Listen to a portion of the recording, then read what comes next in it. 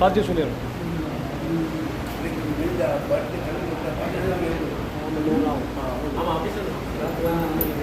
اللهم صل على سيدنا محمد وآله وصحبه وسلم في الله صلاة دائمة إلى اللهم اشرفنا بالتقوى وجملنا بالعافية وارزقنا الجنة ولقاءك يا رب العالمين.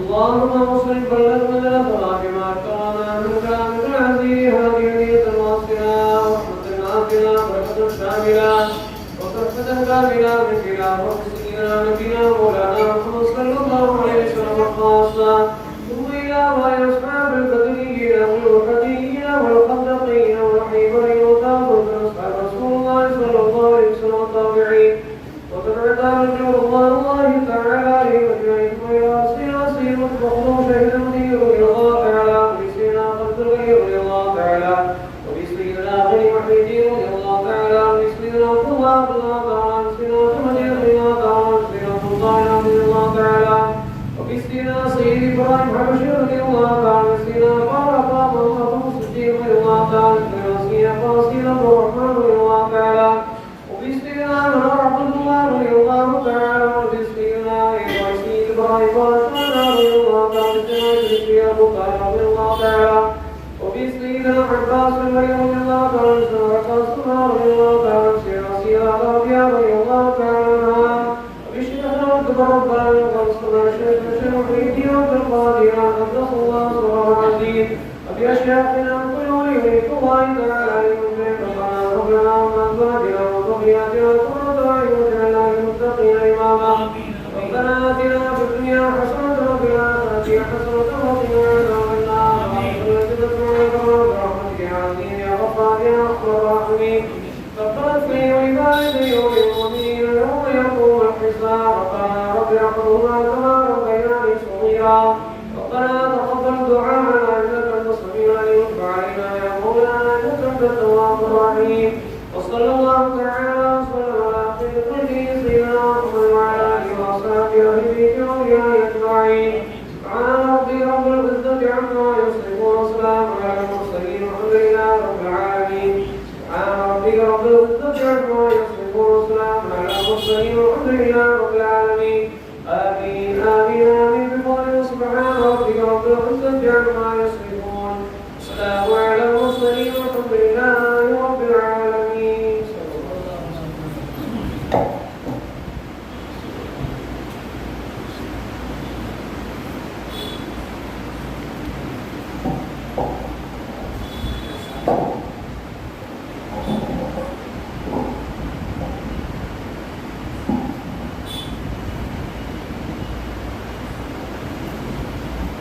أعوذ بالله من الشيطان الرجيم.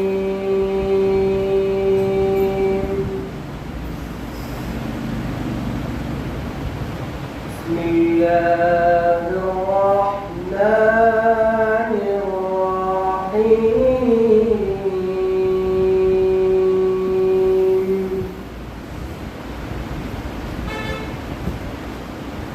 وقضى ربك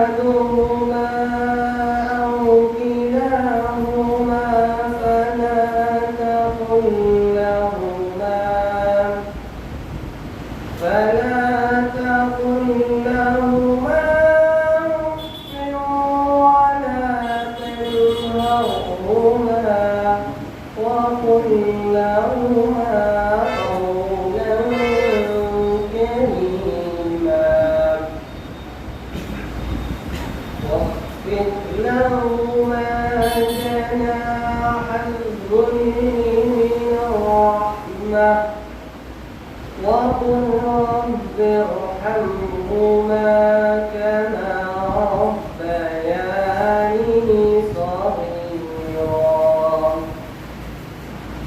ربكم أعلم بما في نفوسكم إن تكونوا صالحين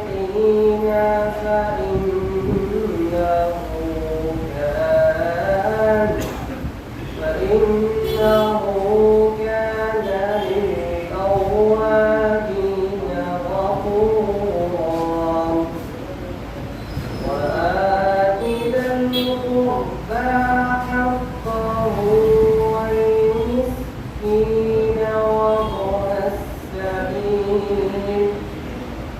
وابن السبيل ولا تبذر تبذيرا صدق الله العظيم وصدق رسوله النبي الكريم ونحن على ذلك من الشاهدين والشاكرين والحمد لله رب العالمين. إن قلبا فيه حب سبيل اسم مخلوق علي سلم يتبعر فيه نور الهدى وينير بلباس العلم وهو شيخا مع وهو يقوم بلا تهم ولا شيخا مغنم الخبلاء زال منه الجود بلا قيم وأنال جميع الأحباب جسدي وحوله والعلم ثم صارت من وضيوضات كامل السيوف والديم كالتبارك هذا في ظهر في الهند والحرم وعلى الأكتاب مع العرفاء وعلى شيخ عباد الكرم ولمن يطلب المدح فمن أغلوا لسمع مع العسم ولناصره ولبادرهم بالحب والإنفاق الغنم يا رب لك شكر الأبقى بدوام ظهور ذا القدم صلوات الله بكل فم تعشى الحادي خير الأمم وسلام الله على طهر آل العالمين في الكل.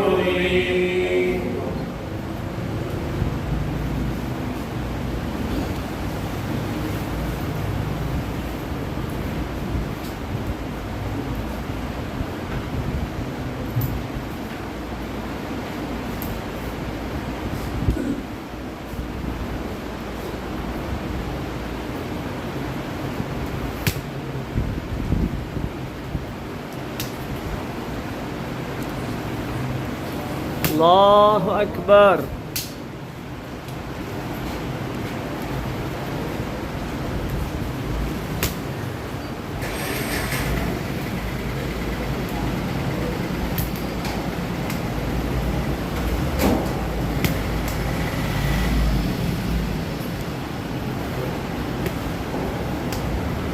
السلام عليكم ورحمة الله وبركاته. عليكم السلام. الحمد لله رب العالمين والصلاة والسلام على سيد المرسلين وآله وصحبه أجمعين. சங்கைக்கும் மரியாதைக்குரிய அல்லாஹ்வுடைய நல்லடியார்களே, பெரியவர்களே,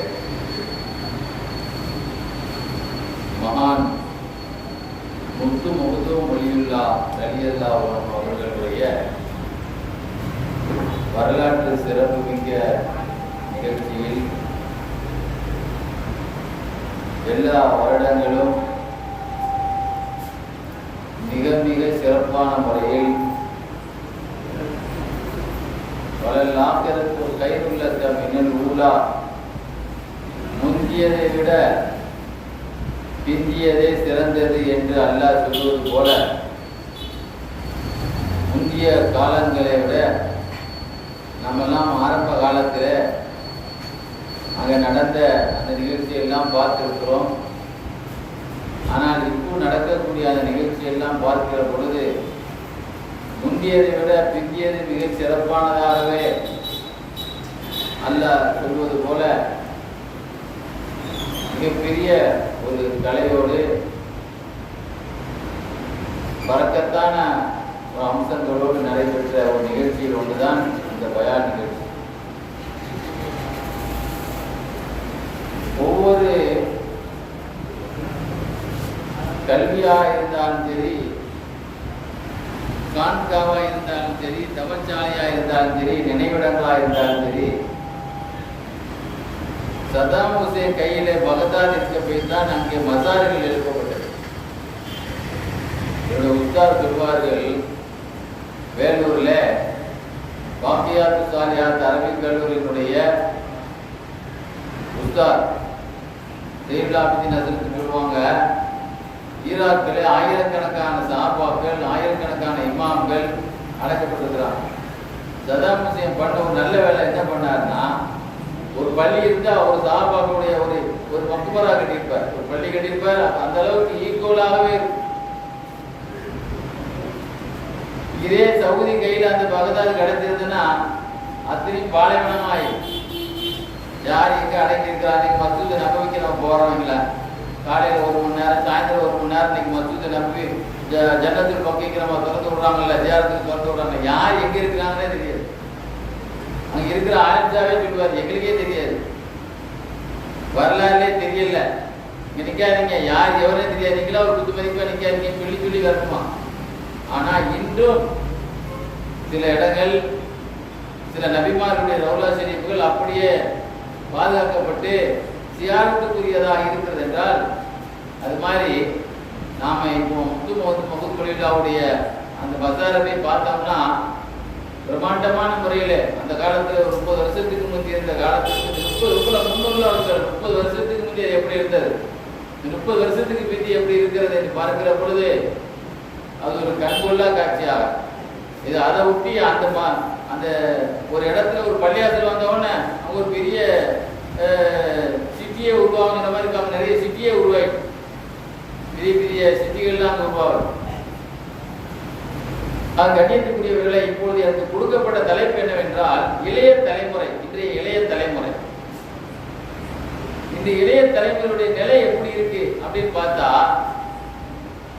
ஒரு ஹதீஸ்ல சொன்னாங்க, கியாமத் நாளுடைய அடையாளத்துல ஒண்ணு என்ன அப்படின்னா, சொந்த பந்தத்தை எல்லாம் தூக்கி தூர போட்டுருவான், ஃப்ரெண்ட்ஸை மட்டும் தான் முக்கியத்துவம் கொடுப்பான். பாருங்க, கியாமத் நாளுடைய அடையாளத்துல ஒரு 10-15 அடையாளம் வச்சு சொல்லியிருப்பாங்க. சொந்தம், தாய் தந்தையெல்லாம் முக்கியத்துவம் கொடுக்க மாட்டான். எதுக்கு முக்கியத்துவம் கொடுப்பான்? ஃப்ரெண்ட்ஸ். சொந்தத்தை எல்லாம் அதெல்லாம் எங்க வாப்பாவோடு முடிஞ்சு போச்சு, எங்க உமாவோடு முடிஞ்சு போச்சு, எங்களுக்கு ஃப்ரெண்டு மட்டும்தான் வேணும். பொம்பளைன்னா எனக்கு காலேஜ் ஃப்ரெண்டு, வியாபாரத்தில் ஃப்ரெண்டு, கம்பெனியில் ஃப்ரெண்டு, இவங்க மட்டும்தான். ஆக சொந்தத்தை தூக்கி எறியக்கூடிய ஒரு காலம் வந்தால் அது கியாமத் நாளுடைய அடையாளமாக இருக்கு என்று சொல்லி காட்டினான். அதே மாதிரி நீங்க பார்த்தீங்கன்னா, இன்னைக்கு தாய் தந்தையர்களை நேசிப்பது கூட அவங்க பேர்ல பத்திரம் இருக்கிற வரைக்கும் தான் நேசிக்கிறான். எப்பவும் கையெழுத்து போட்டு பத்திரத்தை பிள்ளைங்க பேர்ல மாத்திட்டாங்களோ அந்த நிமிஷமே இல்லை, அந்த மாசத்திலிருந்தே அவங்களுக்கு மரியாதைக்குரியாயிரு.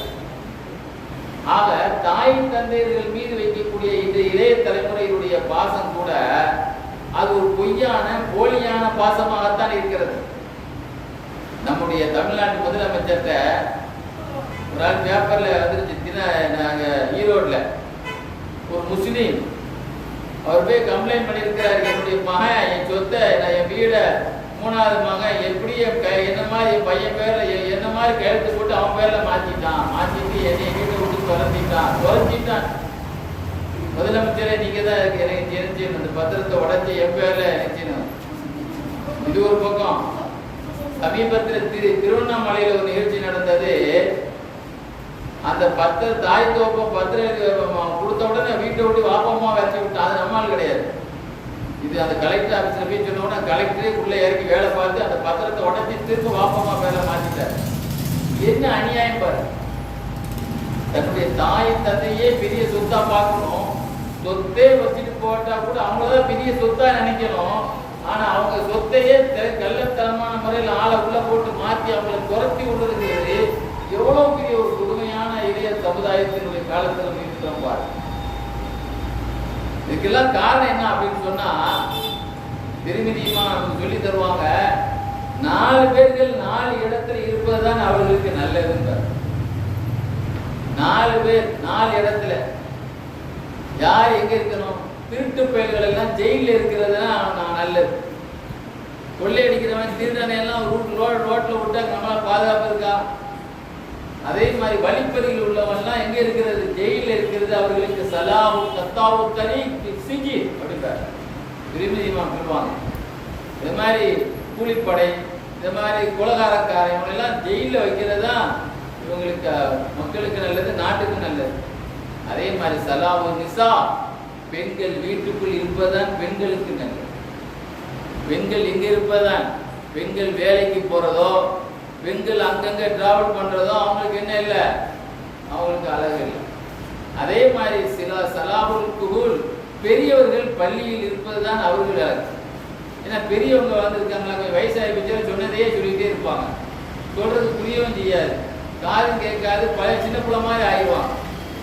அதனால அவங்க பள்ளியாசல்னா ஓதிக்கிட்டே இருப்பாங்களா? இல்லை இருக்கிற பெரிய ஆட்கள் தப்பா அடைக்கக்கூடாது. பெரியவங்க அந்த காலத்தில் சொல்லப்பட்டிருக்கு, பெரிய ஆட்கள் பள்ளியில் இருக்கிறது தான் அவர்களுக்கு நல்லது. சின்ன பிள்ளைங்க சலாபு சிபியான், சிறுவர்கள், அவர்கள் தான் அந்த இளைய தலைமுறை. சின்ன பிள்ளைகளை நம்ம மற்ற கல்வி நிறுவனங்களில் இருப்பதுதான், மதரசாக்களில் குர்ஆனில் அவர்களை ஈடுபடுத்துவதுதான் அவர்களுக்கு நல்லது. குர்ஆன் இல்லாம நீங்க எந்த கமலாவதி வேணே 7 மணிக்கு வருதுன்னு சொல்லிட்டு குர்ஆனுக்கே அனுப்பாம நம்ம இங்கிலீஷ் மீடியத்துக்கு முக்கியத்துவம் கொடுத்து குர்ஆனே ஓதுறேன்னு வைங்க, நாளைக்கு பெற்றோர்களை தூக்கி எறியக்கூடிய பிள்ளையாகத்தான் அது. எந்த பிள்ளை யாருக்கு துவா செய்யும்? தப்சீர் எழுதியிருப்பாங்க, 3 சத்தத்தை அல்லாஹ் பெருமையா பேசுகிறான் மலக்குமார்கள்ட்ட. 3 பேருடைய சத்தத்தை யார்கிட்ட பெருமையா அல்லாஹ் பேசுறானா? வானவர்கள்ட்ட. பாத்தீங்களா இந்த சத்தத்தை பாத்தீங்களா அப்படின்னு சொல்லி சில கிதாபுல 4 சத்தம் வந்து, ஒண்ணு பாம்பு சொல்லக்கூடிய அல்லாஹு அக்பர்ங்கிற சத்தம், அது மாதிரி போர்க்களத்திலே அல்லாஹு அக்பர் என்று சொல்லப்படக்கூடிய தக்பீர் சத்தம், ஹரம் ஷரீஃப்ல லப்பைக் அல்லாஹும்ம லப்பைக் என்று ஹரம் ஷரீஃப்ல சொல்லப்படக்கூடிய சத்தம், சின்ன பிள்ளைகள் போதக்கூடிய குர்ஆனுடைய சத்தம். தப்சீர் பைதாவில கூட எழுதியிருப்பாங்க, இமாம் பைதா இமாம் ரசூலுல்லாஹி ஹதீஸ்ல சொல்லுவாங்க, ஒரு நாட்டையே அல்லாஹ் அழிக்க நினைத்தான், ஒரு ஊரை அந்த ஊர் மக்கள் செய்த அட்டகாசத்தினால் ஒரு சின்ன பையன் குர்ஆன் ஷரீஃப் சூரத்துல் ஃபாத்திஹா ஓதினால் அல்லாஹ் இறக்கிய தண்டனை திரும்ப 40 வருஷத்துக்கு தள்ளி வைத்து விட்டான் என்று நபிகள் நாயகம் ஸல்லல்லாஹு அலைஹி வஸல்லம் பாருங்க. சின்ன பிள்ளைகளுக்கு குர்ஆன் இருந்தால் அது ஊருக்கு மட்டும் நல்லதல்ல, அது நாட்டுக்கும் நல்லது, வீட்டுக்கும் நல்லது, அவனுக்கு நல்லது. ஆக குர்ஆன் ஷரீஃப்ல என்னைக்கு நம்ம ஈடுபடுத்துறோமோ, நீ பாருங்க, இன்னைக்கு சின்ன இன்னைக்குள்ள இளைய தலைமுறை வீட்டுக்கு எத்தனை மணிக்கு வரான் படுக்கிறதுக்கு? எத்தனை மணிக்கு படுக்க? விளையாட போறதே 10 மணிக்கு மேலதான் போறான். நைட்டு 8 மணிக்கு தான் போறான். எல்லாரும் பெட்டுக்கு போன தான் பந்தயத்துக்கு போறான் விளையாடுறதுக்கு. நைட் டியூட்டி மாதிரி விளையாட போறான். என் சொந்தக்கார பையன் யாரும் இல்லை, என்னுடைய தங்கச்சி பையன் தான். நேற்று ஒரு ஆஸ்பத்திரி கூட அவனை கூட்டு போனேன். என்ன விஷயம்னு சொன்னா, மெட்ராஸ்ல ஒரு வாரம் தீபாவளி லீவுல நைட்டுக்குள்ள 10 மணி 12 மணிக்கு விளையாட போய் நைட் 4 மணி வரைக்கும் விளையாடு. என்னது 12 மணிக்கு விளையாடுது? ஏன்னா இன்னைக்கு ஒரு இளைய சமுதாயத்துக்கு சமுதாய பிரச்சனை, சமுதாய மெசேஜ் இன்னைக்கு ரொம்ப முக்கியம்.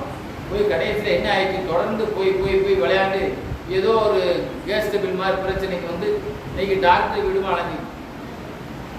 நமக்கு தேவையா இது? கொஞ்சம் அல்லா நோமுக்கு சுபாத்தா, கொஞ்சம் அல்ல லைல லிபாசா. உங்களுக்கு அல்லாஹ் பகல வேலைக்கு நைட்டு தூக்கத்துக்கும் ஆக்கிக்கிறேன். நம்மளை படைச்சவனே முதல்ல நம்முடைய உடம்பை எப்படி செட்டப் பண்ணி வச்சிருக்கான். நீங்க என்னதான் இருந்தாலும் அறியாம உட்கார்ந்துட்டே தூக்கம் வந்துடும். நீங்க மற்ற நேரத்தில் படுத்தா கூட தூக்கம் வராது. பகல்ல உடம்பு அல்ல எப்படி செட் பண்ணியிருக்கான். நைட் ஆனா தூக்கம் வந்துடும். அந்த நேரத்தில் நம்ம தூங்கலைன்னா நமக்கு என்னென்ன பிரச்சனை வரக்கூடாது அந்த பிரச்சனை தான் வந்துடும். ஒரு டாக்டர்கிட்ட போன உடனே ஒரு மனிதன் ஒழுங்கா உனக்கு தூக்கம் இருக்கான்னு தான் கேட்பான்.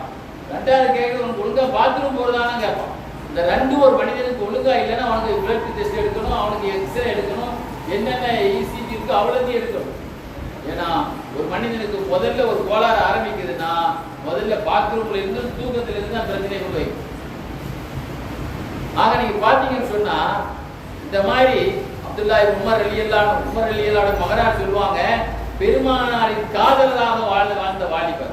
நான் கல்யாணம் முடிக்கிற வரைக்கும் நான் படுத்த இடம் பெருமானார் பள்ளிவாசல் தான் நான் படுத்திருக்கேன். என் வீட்டுல போய் நான் படுத்ததே கிடையாது. மஸ்ஜிது நபவி எந்த அளவுக்கு பாருங்க.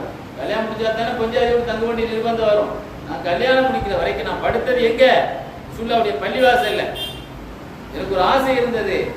எல்லாரும் ரசூலுல்லாஹ்ட்ட காலையில் சுபு தொழுதவன கனவு சொல்லுவாங்க, கனவுக்கு விளக்கம் கேட்பாங்க. எனக்கும் ஒரு சான்ஸ் கிடைக்காதா? நானும் ஒரு கனவை பார்க்க மாட்டாமா? அந்த கனவை காட்டி ரசூலுல்லாஹ்ட்ட இருந்து எனக்கு ஒரு நல்ல செய்தி கிடைக்காதான்னு நானும் ஆசைப்பட்டேன். அந்த கனவுலேயே ஆசையிலே தூங்கினேன். ஒரு நாள் ஒரு கனவு. அந்த கனவிலே என்னை என்ன செய்யறாங்க, நான் கனவுல பார்க்கிறேன். என்னை ரெண்டு பேர் இழுத்துட்டு போறாங்க. எங்க இழுத்துட்டு போறாங்க? நரகத்தை நோக்கி, ஜஹன்னம் என்ற நரகத்தை நோக்கி என்ன செய்யறாங்க? இழுத்துட்டு போறாங்க. அவங்க கையில 2 இரும்பு தடி இருக்கிறது. இரும்பு தடி. அவங்க 2 பேருக்கு மத்தியில யா அல்லாஹ் நரகத்திலிருந்து, ஜஹன்னம் நரகத்திலிருந்து என்னை காப்பாத்து போலீஸ் பாதுகாப்பா இழுத்துட்டு போறாங்க. ஜெயில் கையில் இழுத்துட்டு போவானா இல்லையா? அது மாதிரி இழுத்துட்டு போறாங்க. அல்லாஹ்ட்ட பாதுகாப்பு கேட்டுக்கிட்டே போறேன். கனவுல குறுக்க ஒரு ஆள் வர்றாரு. அவங்க குறுக்க வரக்கூடியவங்க இருக்காங்களே, அவங்க என்ன செய்யறாங்கன்னு சொன்னா அவங்க கையிலேயே ஒரு இரும்பு தடி இருக்கு.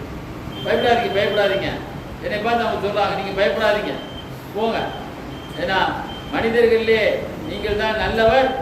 நீங்கள் தொழுகக்கூடியவராக இருந்தால், அதிகம் தொழக்கூடியவராக இருந்தால் நீங்கள் தான் நல்லவர். போங்க பயப்படாதீங்க அப்படின்ட்டு ஆறுதலாக குறுக்க ஒரு மனிதர் சொல்லிட்டு போறார்.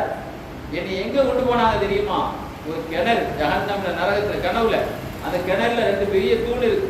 அந்த 2 தூண்லையும் எனக்கு தெரிஞ்சவங்க தெரியாதவங்க எல்லாரையும் பார்த்தா தலைகீழ தொங்கிட்டு இருக்காங்க. இது இங்க வருது, புகார் ஷெரீஃபிலே வருது ஹதீஸ், முஸ்லீம் ஷெரீஃபிலே வரக்கூடிய ஹதீஸ். இவங்களுக்கு ஆசை என்னன்னா, நாம ரசூலுல்லாஹ்வுடைய பள்ளிவாசல ஒரு நல்ல கனவு கண்டு நமக்கு ரசூலுல்லாஹ் நல்ல ஒரு விளக்கத்தை சொல்லணுங்கிற ஆசையில படுத்தா பயங்கரமான ஒரு கனவு.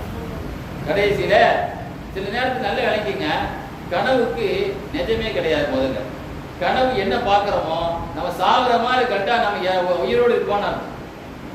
தலைகீழ நடக்கும். ஒரு மனிதனுக்கு கிதாபில் எழுதிப்பாங்க, நம்ம அந்த பெட்டுக்கடியில தீ பிடிக்கிற மாதிரி கனவு கண்டா அவனுக்கு ஃபர்ஸ்ட் நைட் நடக்கும் போது நடக்கும். சம்பந்தம் இருக்கா பத்தியில நம்ம படுகிற கண்ணுக்கடியில தீ பிடிச்சி எரிகிறது. ஃபர்ஸ்ட் நைட்டுக்கு என்ன சம்பந்தம்? அதான் கனவுக்கு நேர் தலைகீழ இருக்கிறது தான் கனவுங்கிறது. அதை பாருங்க. ரசூலுல்லாஹ் இந்த கனவை எங்க அக்கா அப்சா நாய்கிட்ட சொன்னேன். அப்சா நாய் தானே ரசூலுல்லாஹ்வுடைய மனைவி, உமர்லாவுடைய மகா. அப்சா சொன்னாங்க, என் தம்பி ஒரு கனவு கண்டிருக்கிறார். ரசூலுல்லாஹ் சொன்னாங்க, அதிகமா நைட்டு தொழ சொல்லுங்க. நல்ல மனிதர் அவர். அதிகமா தொழுதால், இரவு தொழுகை அதிகமா தொழுதால் நல்லவர். இந்த நேரத்துல தொழுவோம், இந்த குளிர் நேரத்துல தொழுவோம், மழை நேரத்துல தொழுவோம். அதுலதான் உங்களுக்கு லட்ச நன்மை கிடைக்கும். மற்ற நேரத்துல வெக்கையா இருக்கு, தூக்கம் வர மாட்டேங்க, கெஞ்சி தட்டி தொழுவோம் அப்படின்னு தொழுது பார்த்தீங்களா? உங்களுக்கு நேரம் போகல, பொழுது போகலன்னு தொழுதில்ல. இந்த நேரத்துல எஞ்சி தொழுகிறோம் பாருங்க, குளிர் நேரத்திலையும் கூட தொழுகிறோம் பாருங்க. இதுக்கு தான் அல்லாஹ்ட்ட 100% நன்மை இருக்கு பாருங்க. அதுக்கு பிறகு நம்ம சுகரி சொல்லுவாங்க, என்னைக்கு பெருமானார்ட்டிருந்து இந்த வார்த்தையை கேட்டார்களோ அன்றிலிருந்து அந்த இளைஞர் ஒரு சபதம் எடுத்தார், என் வாழ்நாளில் இனிமேல் தஹஜ்ஜத் தொழுகை விடுறதே இல்லை அப்படின்னு. பாருங்க, நீங்க எல்லா பெற்றோர்களும் பிள்ளையை பத்தி உள்ள கவலை என்ன தெரியுமா? என் பையன் ஒழுங்கா நேரத்துக்கு வீட்டுக்கு வர மாட்டேங்கான், நைட்டு பிள்ளை செல்ல பார்த்துட்டு கிடக்கான், எனக்கு சாம வரைக்கும் செல்ல பார்த்துட்டு கிடக்கான், தூங்க மாட்டேங்கான். எல்லாத்துக்கும் இன்னைக்கு நம்ம கூட ரத்தத்தோடு ஒரு செய்தா இருக்கான், நம்ம ஜேப்ல ஒரு செய்தா இருக்கான்னா, இன்னைக்கு இந்த டச் ஸ்கிரீன் உள்ள இருக்கக்கூடிய செல்லு பார்த்தீங்களா? செல்லு இன்னைக்கு ரொம்ப முக்கியங்க. செல்லுங்கிறது இன்னைக்கு ரொம்ப முக்கியம். ஒரு ஆளை தொடர்பு கொள்றா இருந்தா எங்க நிக்கிறங்கிறது கண்டுகொள்றதுக்கு செல்லு இல்லைன்னா இன்னைக்கு ரொம்ப மோசம். ஆனால் அதே நேரத்தில் நம்ம இருக்கக்கூடிய செல் எத்தனையோ சாதா பட்டன் செல்லாம் இருக்கு, அதை வச்சு நம்ம அதை கான்டாக்ட் பண்ணிக்கலாம். ஆனா இன்னைக்கு அதே சமயத்தில் எந்த அளவுக்கு 50,000 1 லட்சம் செல்ல வாங்க வாங்க வாங்க அவனுடைய நேரங்கள், பொழுதுபோக்குகள், அவனுடைய கவனங்கள், சிந்தனைகள் எல்லாமே மோசமாக கேவலமாக. இன்னைக்கு சபரிமலை வந்து ஒரு ஃபேஸ்புக்கில் ஒரு செய்தியில் அந்த சபரிமலை ஒரு அம்மா சிராத்து தழுவிட்டு எல்லா இடத்தையும் பிரச்சாரம் பண்ணிட்டே பல பிரச்சாரத்துக்கு நம்ம வந்துருக்கு. அந்த அம்மா பிரச்சாரத்தில் சொல்லுது, மோசமான இன்னைக்கு எத்தனை இடங்கள்ல அந்த அம்மா வான்னு கூப்பிடுற இடங்கள்ல தெரியுமா, தயவுசெய்து வாங்க, இன்னைக்கு எங்க வீட்டுல எங்க ஊர்ல 2 பிள்ளைகள் ஓடிட்டுவோம், இன்னைக்கு எங்க ஊர்ல 2 பிள்ளைகள காபி ரோடு ஓடிட்டுவோம், நீங்க வந்து பிரச்சாரம் பண்ணுங்க. எதுக்காக வேண்டி நிறைய கதையை சொல்றா. என்ன சொல்றாங்க, ஒரு வீட்டுல ஒரு பிள்ளை, அவங்க வாப்பா ரொம்ப கஷ்டப்படுறாரு, அவங்க உமா ரொம்ப கஷ்டப்படுறாரு. அந்த கஷ்டம்லாம் முக்கியம் இல்லை, எவ்வளோ வந்து இன்ஸ்டாகிராம்ல பேசிருக்கான், திடீர்னு பேச நிறுத்திட்டான், 3 நாள் பேசல, அதனால தற்கொலை பண்ண போதுன்னு சொல்லி அதை அடம் பிடிக்கிறான். அவன் பேசினா என்ன பேசாட்டா என்ன, எவ்வளோ பெரிய கொடுமையான விஷயம் பாருங்க. செல்லின் மூலமாக திடீர்னு பாருங்க, சில பேர் 10 மணிக்கு கால் அடிப்பான், ஏதோ ஒரு நம்பருக்கு போடுறது அடிக்கிறது, எடுத்து ஆம்பளையா இருந்தா பேச மாட்டான், பொம்பளையா இருந்தா பேசுவான். பார்த்துருக்கீங்களா? திடீர்னு 10 மணிக்கு மேலே போன் வரும், ஹலோ மெதுவாக பேசுவான். அப்போ இந்த மாதிரி ஒரு கூட்டமே அதுக்கு தயாராகிருக்கு. பொம்பளை பிள்ளைய கெடுக்கிறது, மெசேஜை போட்டு எப்படியாவது லைனில் இழுக்கிறது.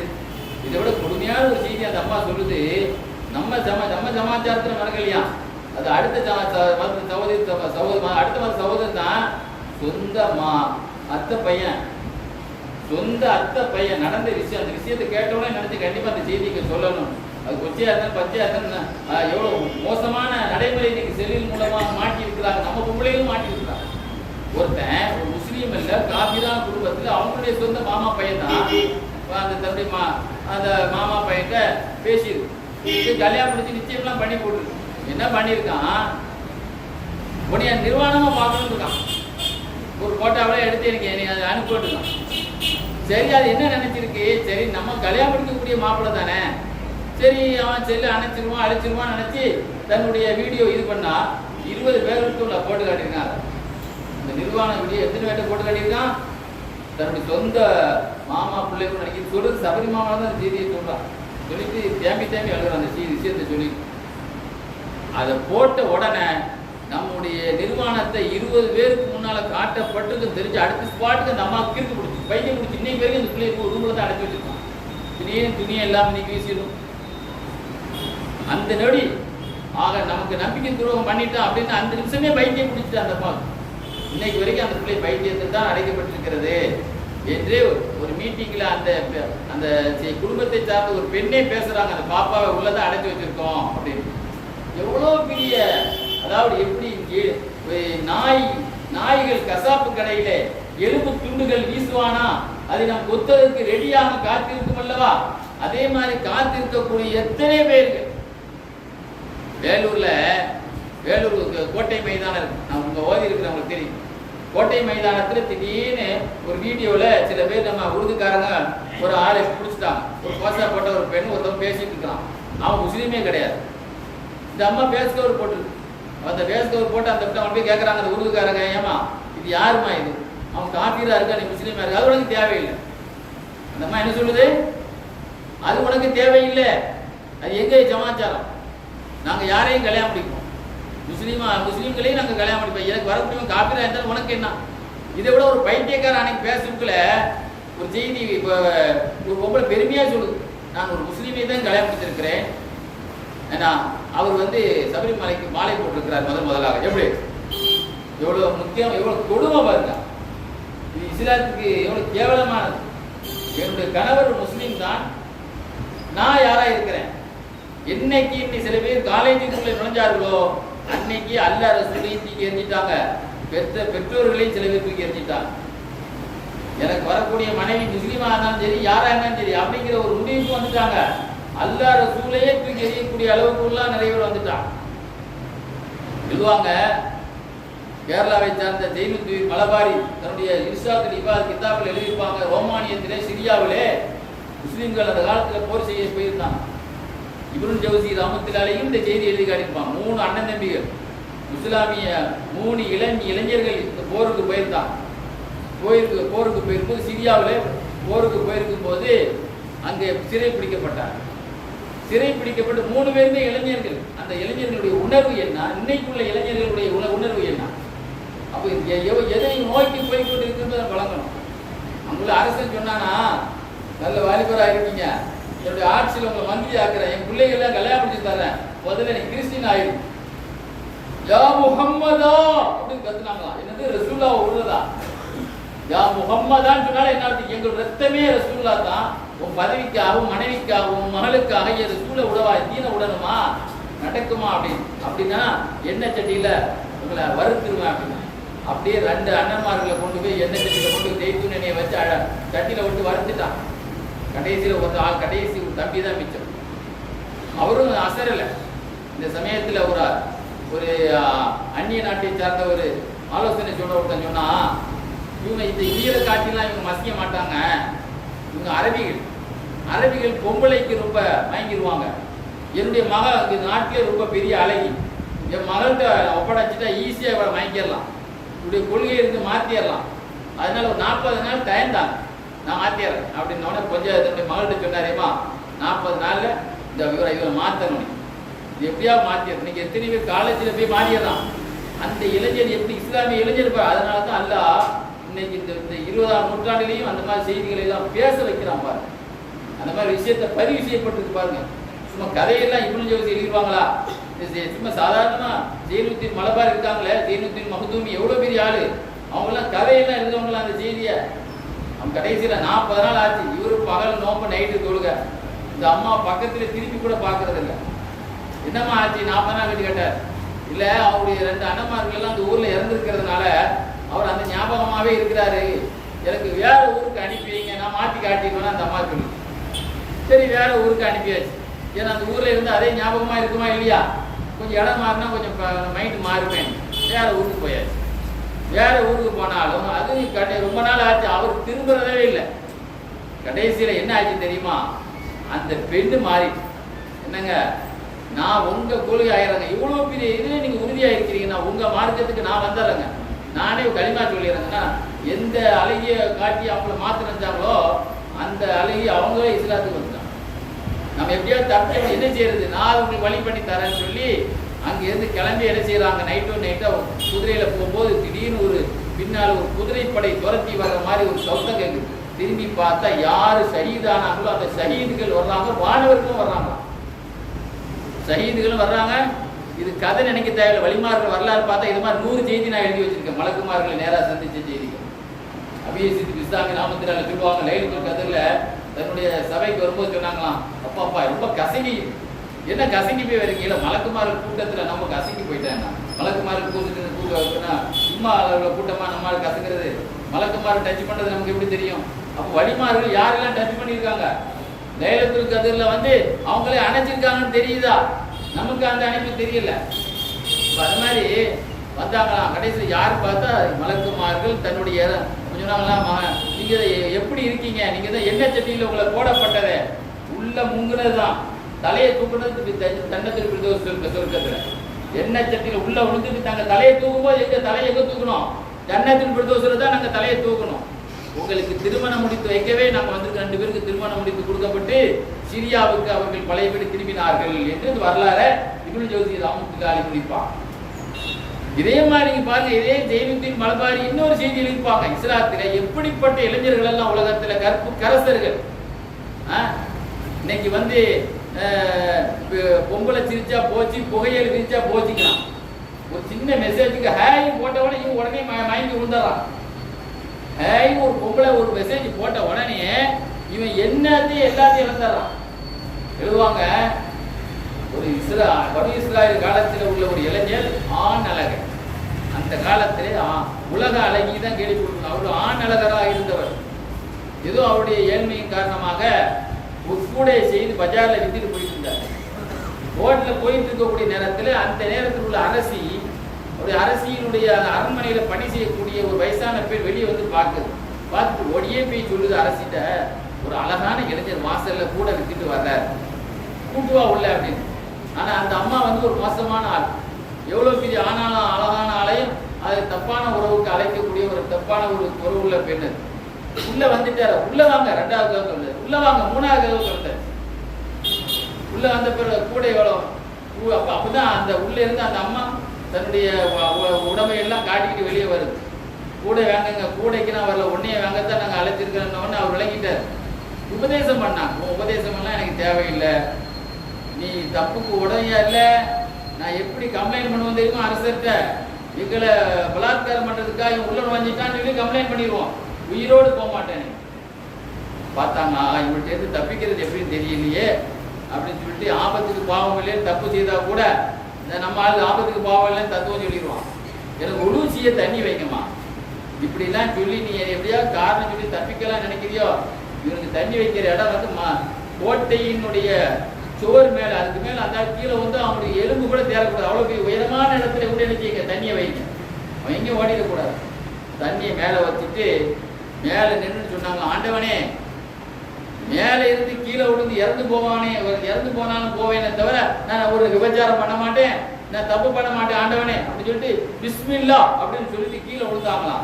40 முழம் எங்கேருந்து எங்க வரைக்கும், அவங்க இருந்த சுவருக்கு கீழேக்கு 40 முழம் மலக்குமார்கள் தோல் தாங்கி கொண்டு தரையில கொண்டு கீழே வச்சாங்க. சைத்தாண்ட கேட்கப்பட்டுச்சான், இந்த ஈஸியா இந்த இளைஞரை நீங்க எடுத்துக்கலாம்ல, அல்ல அகவைத்தகு இந்த வாலிபரை நீ ஏன் கெடுக்கல, நீ வேற அந்த சாரதுக்கே துணிச்சுட்டு அந்த அவர் போய் நாங்க இங்க கெடுக்க, உயிரே போனாலும் பரவாயில்ல, ஹராம செய்ய மாட்டேன் துணிஞ்சாலையில நான் பக்கத்திலே போக முடியாது. அல்லாட்ட கேட்டாங்க அந்த வாலிபர், ஆண்டவனே இந்த கஷ்டத்துல நான் கூட வைக்க போய் தானே கண்ட இடத்துல எல்லாம் போய் மாட்டிக்கிறேன், எனக்கு இரணத்துல பறக்கத்துச்சு ஆண்டவா அப்படின்னு சொன்னவொன்னு அல்லாஹ் தஆலா வானத்திலிருந்து அப்படியே தங்க காசுகள், அந்த தங்க காசுகளுக்குள்ள தன்னுடைய வேட்டியில அள்ளிக்கிட்டான். அள்ளி முடிஞ்சவன கேட்டாங்களா, ஆண்டவனே இந்த காசு எனக்கு உலகத்துல நான் செய்த நன்மையின் பரிசா அல்லது மறுமையில் உள்ள அந்த சொத்தினுடைய அந்த பேங்க் காசான் இல்ல மறுமையில் உள்ளது அப்படின்னா இது மேலேயே போட்டு, உங்களுக்கு நீங்க உயிரையே பணைய வச்சு அறாமல் இருந்த தப்பியக்கா கீழே விழுந்தீங்கல்ல, இதுக்கா உங்களுக்குள்ள போனஸுக்கு வைக்கிற சொர்க்கத்துல போனஸ், அந்த போனஸ்ல 25% வந்திருக்கு. இப்போ நன்மையினுடைய 25% தந்திருக்கிறேன். ஆக மொத்தத்தில் உலகத்துல உள்ளதல்ல, சொர்க்கத்துல உள்ளதுடைய காவாசினா அது எனக்கு தேவையே இல்லை, எனக்கு அங்க உள்ளது அங்கதான் வேணும், இங்க உள்ளது அங்க வேணும் அப்படின்னா வந்த காசு மேல போய். எப்படிப்பட்ட நிகழ்ச்சி பாருங்க, அந்த உலகத்துல எப்படிப்பட்ட இளைஞர்கள், பெருமானாருடைய பலமே இளைஞர்கள் தாங்க, பெருமானாருடைய பிளஸ் பாயிண்டே இளைஞர்கள் தான். நல்லா பாருங்க, ஸல்லல்லாஹு அலைஹி வஸல்லம் துஆவை பாருங்க, அன்சாரிகளுக்கு 7 துஆ செய்தார், 7 துஆ 2 துஆ இளைஞர்களுக்கு செய்தார். அல்லாஹும்ம உபிரில் அன்சார், அன்சாரிகளுக்கு மன்னிப்பாயாக, வஅப்னாயில் அன்சார் அவங்க பிள்ளைகளை மன்னிப்பாயாக, அதோட இல்ல வஅப்னாய் அப்னா அவங்களுடைய பேர பிள்ளைகளை மன்னிப்பாயாக. ரசூலுல்லாஹ்வுடைய துஆ நுழையுதுன்னா எப்படி போகுது பாருங்க. மற்றவங்களுக்கு எல்லாம் கேட்டாங்க, ஆனா சின்ன பிள்ளைகளுக்கு தலைமுறைகளுக்கு அம்ருல் ஆஸ் ரலியல்லாஹு அன்ஹு சொல்வாங்க, காபத்துல்லாஹ் ஒரு தடவை தவாப் செய்துட்டு இருந்தாங்க. தவாப் செய்துட்டு போய் குறைஷிகளை பார்த்தாங்க. குறைஷிகளே, உங்கள் கூட்டத்திலே சின்ன பிள்ளைங்களை காணவில்லையே, ஏன் சிறுவர்கள் இல்லை? ஒரு காலகட்டத்தில் நாங்கள் எல்லாம் சின்ன பிள்ளைகளா இருந்தோம், பெரியவர்களோடு உட்கார வைக்கப்பட்டிருந்தோம், இன்னைக்கு நாங்க பெரியவர்களா இருக்கிறோம். இன்று இல்ல சிறுவர்கள் தான் நாளைக்கு ஒரு காலத்துல, இன்னைக்கு சிகார் நாளைக்கு கிபார், இன்று இளைய தலைமுறை நாளைக்கு அவங்கதான் சரித்திரம் படைக்கக்கூடிய பெரிய முன்னோடியான பரம்பரை. நாங்க ஒரு காலத்துல சின்ன பிள்ளைகளா இருந்தோம், ரசூலுல்லாஹ் காலத்துல, இன்னைக்கு பெரிய ஆட்களா முன்னோடிகளா இருக்கிறோம். சின்ன பிள்ளைகளை எந்த வகையிலும் உங்கள் கூட்டத்திலே புறக்கணிக்காதீர்கள், பிள்ளைகளை கொண்டு வாங்க. நீங்க நல்லா பாருங்க, காயப்படுத்துக்கு ஐஸ் வைக்கிறதுக்காக சொல்லல, இந்த இடத்துல 18 வருஷம் நம்முடைய வாலிபத்திலே பணி செய்தவருக்காக சொல்றேன். தமிழ்நாட்டிலே இல்லை உலகத்திலேயே அதிகமா தௌஹீது இல்லாத இளைஞர்கள் கம்மியா இருக்கிற ஊர் காயல்பட்டதான். அப்படித்தானங்க? அப்படித்தானே? எங்க ஊரை போய் பாருங்க, ஒரு 100 பஸ் கிளம்பி போவான், இங்க பாருங்க ஒரு ஆட்டோ கூட கூட்டம் சேராது. காரணம் என்னன்னா அது அடிப்படை. அந்த காலத்துல இந்த காலம் வரைக்கும் பெரியவங்களே, பெரிய பிள்ளைகளுக்கு துவா, தாய் தந்தையுடைய துவா, பெற்றோர்களுடைய துவா, நல்லடியார்களுடைய துவா. இந்த பிள்ளைங்க வந்து அந்த காலத்துல அன்சாரிகள் எப்படி ஒரு பைத்து படிக்கிறாங்க, அன்சாரி சிறுமிகள் பைத்து படிப்பாங்க, அன்சாரிகளுடைய சிறுவர்கள் பைத்து படிப்பாங்க. அந்த பைத்து படி கல்யாண வீட்டுல பொழுது சின்ன பிள்ளைங்களா இருப்பாங்க. ரசூல் ஸல்லல்லாஹு அலைஹி வஸல்லம் அந்த கல்யாண வீட்டுல அன்சாரிகளுடைய சின்ன பிள்ளைங்களை பார்த்துட்டு ரசூலுல்லாஹ்வுக்கு சந்தோஷம் கூடி, கூட்டத்தை பார்த்த உடனே சின்ன பிள்ளைகளை பார்த்த உடனே ரொம்ப சந்தோஷப்படுவாங்க. கல்யாண வீடுகள்ல இன்னைக்கு கல்யாணம் பாருங்க, இன்னைக்கு எந்த ஒண்ணு கல்யாணத்துக்கு நிறைய பிஸ்கட் நிறைய சின்ன பிள்ளைங்க தான் விளம்ப வேண்டி வரும், பெரிய ஆளுங்களுக்கு கம்மியா தான் கொடுக்க வேண்டி வரும். பாருங்க அந்த சின்ன பிள்ளைகள் மீது உள்ள பாசம் இன்னைக்கும் பாருங்க. இங்க இருந்து தப்படிக்கத்தான் மேல பள்ளத்துக்கு வருது, இங்க இருந்து தப்படிக்கத்தான் சென்னைக்கும் போகுது, விட்ட சிங்கப்பூருக்கு போயிருவாங்க போல தெரியுது. இங்க இருக்கக்கூடிய அத்தனை பேரும் தப்படிக்கிறதுக்கு இது ஆரம்பித்து வைத்த பெருமானாருடைய காலத்துல இருந்து இன்னைக்கு வரைக்கும் வீணா நபியும் யாழமும் ஆபி கதின் என்று ஒரு பதில் சஹாபியுடைய திருமண மகளுடைய கல்யாணத்துல கூட எங்கள் மத்தியில் ஒரு நபி இருக்கிறார், நாளை நடப்பது இன்று தெரிவார் என்று சொல்லப்பட்ட அந்த தப்பினுடைய பாரம்பரியம் இன்றும் இங்கே எதிரொலிக்கிறது. இங்க இருந்துதான் பெரும் பெரும் கீழக்கரை இங்க இருந்து உருவானதா இருந்தாலும் அங்கேயும் இங்க இருந்து தான் போகுது. பாருங்க, அந்த சின்ன பிள்ளைங்க அப்படியே நம்ம வச்சு அவங்க பெரியவளாகி அவங்க ஆப்சாவாகி அவங்க ஆக எங்க போய் எங்க பாராலும் 0% தான் இருக்கு. சுன்னத்துல் ஜமாத்துல தௌஹீத்வாதிகள்ங்கிறது இளைஞர்கள்ல இந்த ஊர்ல 0% தான் நம்ம சொல்லணும். அந்த பெருமைக்குரியது இந்த ஊருடைய பெருமக்கள் தான் காரணம். என்னதான் இவங்க பல சேவைகள் செய்தாங்க, இதுக்கு நிகர் உண்டாங்க, அவ்வளவு பெரிய இளைஞர்கள் இந்த ஊர்ல இருக்கிறாங்க. ஆக ரசூலுல்லாஹ்வுக்கு தொண்டர் படை 20 பேர் இளைஞர் படை இருப்பாங்க. இன்னைக்கு பாருங்க, சமீபத்துல ஒரு சினிமாக்காரனை போய் பார்க்க போய் 41 பேர் அகாலம் மரணம் அடைஞ்சாங்க. தேவையே இல்லை, தேவையா மொத்தத்துல அகாலம் மரணம். அதுல பச்சை பிள்ளை 6-7 பிள்ளைங்க, பொம்பளை, ஒரு முஸ்லீம் பொம்பளை இறந்து போயிட்டா. இது எவ்வளவு பெரிய மோசம் பாருங்க. பாத்தியமான ஒரு பொம்பளை. இதெல்லாம் அந்த இளைய தலைமுறை நீங்க அரசாங்கம் வந்து அது அமைதியா இருக்கு. முதலமைச்சர் வந்து கொஞ்சம் அமைதியா இருந்து காரியத்தை சாதிக்கிற. ஏன்னா எது பலா இருக்கிறதுக்கு எல்லாம் ரெடியா இருக்கிறாங்க. தேவையில்லாம பச்சை பிள்ளை எல்லாம் கொண்டு போய் ஜாவ் அடிச்சுக்கணும். அறம் ஷெரீஃப்ல கூட ஒரு அந்த மாதிரி ஒரு காலத்துல இருந்தது கல் எறிகிற இடத்துல நீங்க அதை கூட குறைச்சிட்டாங்க. எவ்வளவு பாதுகாப்பாக எத்தனை பாலங்கள் கெட்டி விட்டு அதிகமான இறப்பு கல் எறியும்போதாங்க நடந்ததுங்க. காபத்துள்ளார அநியாயமா சின்ன சின்ன பிள்ளைகளை அதிகமா பொம்பளைங்க, அது முஸ்லீம் பொம்பளைங்கன்னு எனக்கு கேட்டுது. பாத்திமா, அந்த பொம்பளை பேர் பாத்திமா பாடுவார். பாருங்க என்ன கலாச்சாரம் பாருங்க. இந்த லட்சணத்துல அந்த கூட்டத்துக்கு புர்காவோடு செலவு. அப்ப இதெல்லாம் இந்த கலாச்சாரம் எதை நோக்கி போய் கொண்டு இருக்கிறதால் பெருமானாருடைய காலத்துல ஒரு சின்ன பிள்ளை ரசூலுல்லாஹ் கைபர் போருக்கு போனாங்க. கைபர் போருக்கு போகும்போது ஒரு சின்ன பிள்ளை சடங்கே ஆகல. அந்த அம்மா உமையத்துல் கிபாரியா, அந்த அம்மா பேர் உமையத்துல் கிபாரியா. ரசூலுல்லாஹ் நானும் வருவேன், நீ பொதுவாக வண்டி எடுத்த வண்டியில யாரும் விட்டா நான் வரேன் நீ வரேன்னு எல்லாம் போட்டி போடுவாங்க. நானும் வரேன் நாயகமே ரசூலுல்லாஹ் ஏற்றிக்கிட்டான். போகும்போது அந்த அம்மா வயசுக்கு வந்துச்சு. செல்லாலித்து அந்த பெண்ணை கிளீன் பண்ணி சுத்தம் பண்ணுறதுக்கு நான் வேலையை ஈடுபட சொன்னாங்க. அதுக்கு பிறகு அந்த போர் முடிஞ்ச பிறகு அந்த அம்மாவுக்கு ஒரு வைர நெக்லஸ் கொடுத்தாங்களாம். செல்லாலித்து வைர மாலை. சின்ன பிள்ளைங்க கைப்பர் போர்ல தான் அந்த அம்மா வயசுக்கே வருது, 12 வயசு. ரசூலுல்லாஹ் அதுக்கு பிறகு ஒப்பாத்த ஆகிறாங்கன்னு சொன்னா கைப்பர் போர் 7 நடக்குது. ரசூலுல்லாஹ் ஒப்பாத்த அதுக்கு பிறகு ஒரு 4 வருஷத்துல ரசூலுல்லாஹ் ஒப்பாத்த ஆயிடுறாங்க. எத்தனை வயசு இருக்கு அந்த பிள்ளைக்கு? ஒப்பாத்தாவும் போது அந்த பிள்ளை சொல்லிச்சான், இன்னைக்கு அரணக்குடியா இருந்தாலும் அறுத்து விட்டுருவான் ஜனாசா வைக்கும் போது. இந்த நெக்லஸோடு தான் என்னை அடக்கணும். எந்த பெருமானார் ஸல்லல்லாஹு அலைஹி வஸல்லம் போட்ட இந்த நெக்லஸை நான் கபூர்லயும் அந்த இதோட இருக்கணும்னு சொல்லி அந்த பெண்ணுடைய வரலாறு இப்னு சாலித் தன்னுடைய தபகாத்துல் குப்ரால எழுதி காட்டியிருப்பார். உமையத்துல் கிபாரியாவுடைய வரலாறு பாத்தீங்களா? பெண்களுக்கு கூட இப்ப எவ்வளவு பெரிய பக்தி பாருங்க. சஹாபாக்கள் காலத்துல எவ்வளவு பெரிய பக்தி. ஒரு இளைஞர் இன்னைக்கு பாருங்க, ரசூலுல்லாஹ் காலத்துல ரபியத்துல் அஸ்லமின்னு ஒரு இளைஞர் இருந்தார். அவர் வேலை என்ன தெரியுமா? ரசூலுல்லாஹ் நைட் தூங்குற வரைக்கும் கூடயே இருப்பார். அவருக்கு என்ன வேலை? கூடயே இருப்பார். ரசூலுல்லாஹ்வோட சத்தம் கேட்டுட்டு ரசூலுல்லாஹ் சுப்ஹான் தஸ்பீஹ் ஓதிட்டே தூங்குவாங்க. தஸ்பீஹ் நின்னுட்டா தான் அவர் தூங்குவார். ரசூலுல்லாஹ் தஸ்பீஹ் ஓத வரைக்கும் அவர் முடிச்சுக்கிட்டே இருப்பார். ஏன்னா திடீர்னு ரசூலுல்லாஹ் பாத்ரூம்க்கு வந்து கூட போடுவேன், ரசூலுல்லாஹ் தூங்கிட்டாங்கன்னு தெரிஞ்சாதான் அவர் எழுந்திவார், தூங்குவார். ஆனா அவர் கல்யாணம் முடிக்காம தாமதமானார். ரசூலுல்லாஹ் கேட்டாங்க, ஏன் அலா தஸவஜியா அப்ப யா ரபியா, கல்யாணம் முடிக்கலையா கேட்டாங்க. நாயகமே, மகர் கொடுக்க காசு இல்லை, ஆனா அதே சமயத்துல கல்யாணம் முடிச்சுட்டா உங்களை விட்டு போக வேண்டியவனா உங்களை விட்டு போக மனசு இல்லை. எவ்வளவு பெரிய பக்தி பாரு அந்த இளைஞருக்கு. எவ்வளவு பெரிய இன்னைக்கு இளைஞர்கள் இன்னைக்கு வந்து இன்னைக்கு காலைல பேப்பர்ல போட்டிருக்காங்க. வரும்போது இன்னைக்கு ரயில்வே ஸ்டேஷன்ல வரும்போது மாலை முரசனுடைய பிளாஷ் நியூஸ். பழைய கதையெல்லாம் இல்லைங்க, இன்னைக்குள்ள மாலை முரசு இருக்குல்லங்க. 17 வயசு பையன் மாணவியை கற்பழித்தான். கொடுக்கும் எத்தனை வயசு பையன்? 17 வயசு பையன் மாணவியை கர்ப்பமாக்கினான். அதான் பிளாஷ் நியூஸ். எவ்வளவு கொடுமையான விஷயம் பாருங்க. எவ்வளவு பெரிய செல்லு, எவ்வளவு நிலைமை உண்டாக்கி இருக்கு பாருங்க. அல்லாம அஸ்மை சொல்லுவாங்க, நான் ஒரு சமயம் ஹஜ்ஜுக்கு போனேன். எப்படிப்பட்ட கற்பு கரசிகளை கொண்ட சமுதாயம் இஸ்லாமிய பாரம்பரியம் தெரியுமா? அல்லாம அஸ்மை சொல்லுவாங்க, நான் ஹஜ்ஜுக்கு போனேன். ஹஜ்ஜுக்கு போகக்கூடிய நேரத்துல ஒரு சமயம் திடீர்னு ஒரு சிங்கம் வந்து குறுக்க நின்றுச்சு. அப்போ நான் சொன்னேன், என் பக்கத்துல ஆள்கிட்ட சொன்னேன், வாழை தூக்கிட்டு போய் இதை தடுக்கிறதுக்கு இந்த கூட்டத்துல ஒரு ஆம்பளை கூட இல்லையா? வாழை தூக்கிட்டு போய் பாதையில் நிற்கக்கூடிய இந்த சிங்கத்தை தடுக்கிறதுக்கு ஒரு ஆம்பளை கூட கேட்டு இல்லையா? பக்கத்துல ஆள் சொல்றாரு, ஆம்பளை இருக்காரான்னு தெரியல, ஒரே ஒரு பொம்பளை இருக்கா. என்ன சொன்னாரு? சிங்கத்தை விரட்டுறதுக்கு ஆம்பளை இருக்கா இல்லையான்னு தெரியல, ஆனா யார் இருக்கா? ஒரு பொம்பளை. பொம்பளையா? ஆமா. அவங்களையா விரட்ட சொல்லணும். நேரம் இறங்கி போனார். ஒட்டகத்தினுடைய தொட்டி இருக்குல்ல, பொம்பளைங்களை சேஃப்டிக்கா கொண்டு வருவாங்கல்ல, அந்த ஒட்டக தொட்டிக்கு போனார். எம்மா பாத்திமா, நீ போய் அந்த சிங்கத்தை விரட்டுமா. ஒரு மகன் தான், எவ்வளவு பெரிய இறைரேசி செல்வி பாருங்க. அப்ப அவங்க அம்மா உள்ள இருந்து சொன்னாங்களா, வாப்பா உங்களுக்கு மனசு எப்படி வந்துச்சு? நானே ஒரு பொம்பளை, சிங்கம் ஒரு ஆம்பளை. ஒரு ஆம்பளை சிங்கத்தை போய் ஒரு பொம்பளையா என்ன ஆம்பளை சிங்கத்தை இப்போ பொம்பளை சிங்கத்தை ஆம்பளை ஒரு பொம்பளை ஆம்பளை சிங்கத்தை பார்க்கக்கூடாதுன்னு நல்லா இருக்கும் சொல்லவே இல்லை.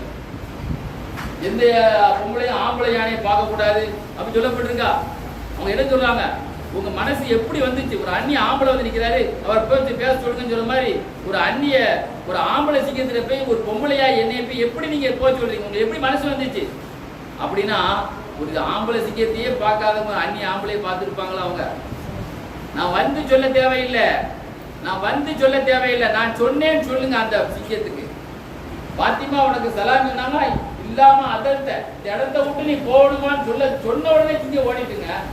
பாருங்க அவங்கள்ட்ட இல்ல கருப்பு கரசியா இருந்து அவங்க எப்படிலாம் இருந்திருக்காங்க பாருங்க. ஒரு காலத்துல அருசத்து சஹரான் இறைரேச செல்வியை பத்தி யூசுப் நபகானி வரலாறு எழுதியிருப்பாரு. அந்த அம்மா வாப்பாவை தான் எந்த ஆம்பளையும் பார்த்ததே கிடையாது அந்த அம்மா. நீங்க பாருங்க காலேஜ் படிக்கிற எல்லா பிள்ளைகளுடைய செல்லுல பாருங்க பாய் ஃப்ரெண்ட், கேர்ள் ஃப்ரெண்ட், கால் ஃப்ரெண்ட் என்னெல்லாம் சொல்ற இன்ஸ்டாகிராம்ல. நான் எத்தனை கல்யாணம் இந்த காயல் படத்துல பேசப்பட்டு நின்னது உங்களுக்கு எல்லாம் தெரியதானே தெரியும். பேசப்பட்டு பெரிய பெரிய குடும்பங்கள் எல்லாம் பேசப்பட்டு அப்புறம் உள்ளதை பார்த்தா அதுக்கு அவங்களுக்கு இத்தனை ஆம்பளை பிறண்டு இருக்கு பொம்பளை பிறண்டு இருக்குன்னு சொல்லி நின்னதா இல்லையா? பாருங்க எவ்வளவு பெரிய விஷயம் பாருங்க. அருசத்து சஹரா நாயகி கல்யாணம் அவங்க தன்னுடைய வாப்பாவை தவிர எந்த ஆம்பளையுமே பார்த்ததே கிடையாது. அவங்க முதல்ல கல்யாணம் முடிச்சு முதல் இரவு ஃபர்ஸ்ட் நைட்டு யாரும் இல்லை, சொந்த பெரியாப்பா மாறின முடிச்சிருக்காங்க.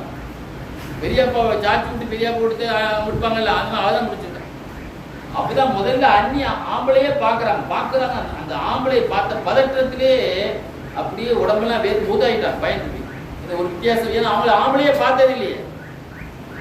அந்த அம்மா அடக்க ஸ்தலத்துல இன்னைக்கும் யாராவது கை வச்சா அந்நிய ஆண் கை வச்சாலே அந்த கல் வேர்த்துருமா. பார்த்தீங்களா எப்படி அவங்க பார்த்த உடனே வேர்த்த மாதிரி அவங்களுடைய அடக்க கல்லு கூட யாரும் அந்நிய ஆம்பளை கைவிட்ட உடனே அது வேர்க்கிற நேரம் வெயில் காலம் இல்லை பனிகாலத்திலே வேர்த்துருமா. இன்னைக்கும் அந்த அதிசயம் நடந்து கொண்டு இருக்குதுன்னு எழுதி காட்டுவார் யாரு? யூசுப் நபகானி வரலாறு. எப்படிப்பட்ட கருப்பு கரசிகள்லாம் இந்த உலகத்தில் இருந்திருக்கிறாங்க பாருங்க. மக்கா வெற்றியில பாங்கு சொன்னாங்க. அங்க இருந்த சில சின்ன பிள்ளைங்கள்லாம் கேலி பண்ணி தமாஸ் பண்ணிட்டு இருந்தா மக்கா காபிர்களுடைய பிள்ளைங்க. குடியப்பா அவங்கள அப்படின்னு ரசூலா சொன்னாங்க. புடிச்சு கொண்டு வந்தான். அந்த புடிச்சு கொண்டு வந்த ஒரு ஆளு அபூ மஹ்தூராங்கிற ஒரு வாலிபர். ரசூல் ஸல்லல்லாஹு அலைஹி வஸல்லம் கம்பல் தூக்கி 2 சாத்தலங்க. ரசூலா என்ன செய்தாங்க? நீ பாங்கு சொல்லு, நான் சொல்றேன், நீ சொல்லு. ஏன்னா அவர் குரல் நல்லா இருந்தது ரசூலா கவனிச்சுக்கிட்டா. கேலி பண்ணாலும் குரல் நல்லா இருக்கு. தம்பி நான் பாங்கு சொல்றேன் சொல்லு பார்ப்போம். நீங்க சொல்லுங்க நான் சொல்றேன். அல்லாஹ் அக்பர் அல்லாஹ் அக்பர் ரசூலா சொல்ல. அந்த பையன் அல்லாஹ் அக்பர் வாயாலே சொல்லலங்க, கல்பாலே சொல்லிட்டார். ரசூலுல்லாஹ்வுக்கு அப்படியே ஒரு பவர் இல்லைங்க. ரசூலுல்லாஹ் முன்னால போய் நின்னா ரசூலுல்லாஹ்வுடைய நிழல் கிடைச்சிட்டாலே எவ்வளவு பெரிய பாக்கியம் கிடைக்கும் சஹாபாக்களுக்கு. இப்னு அப்பாஸ் ரலியல்லாஹு அன்ஹு அவங்கள்ட்ட கேட்கப்பட்ட கேள்விகளுக்கு அவர்கள் வாயிலிருந்து வந்த பதில்கள் எல்லாம் பெருமானாரோடு வெறும் 7 வயசுலேயே ரசூலுல்லாஹ்ட்ட சின்ன பிள்ளைகளுக்கு ரசூலுல்லாஹ் பையத்து கொடுத்தாங்க. நம்ம கொடுக்க முடியாது. இப்னு அப்பாஸ் ரலியல்லாஹு அன்ஹு ரசூலுல்லாஹ்வுடைய குடும்பத்தில் உள்ள ஹசன் ஹுசைன், அப்துல்லா இப்னு ஜாஃபர் ரலியல்லாஹு அலிதான் அண்ணன் பையன், அப்துல்லா இப்னு சுபைர், இந்த மாதிரி ஒரு 7 வயசுலேயே அந்த பிள்ளைகள் உறுதிமொழி எடுத்துக்கிறாங்க. என்ன உறுதிமொழி? இன்னைக்கு நம்ம பிள்ளைங்க என்ன உறுதி எடுக்கிறாங்க? அப்படிதான் செல்லு தெரியா?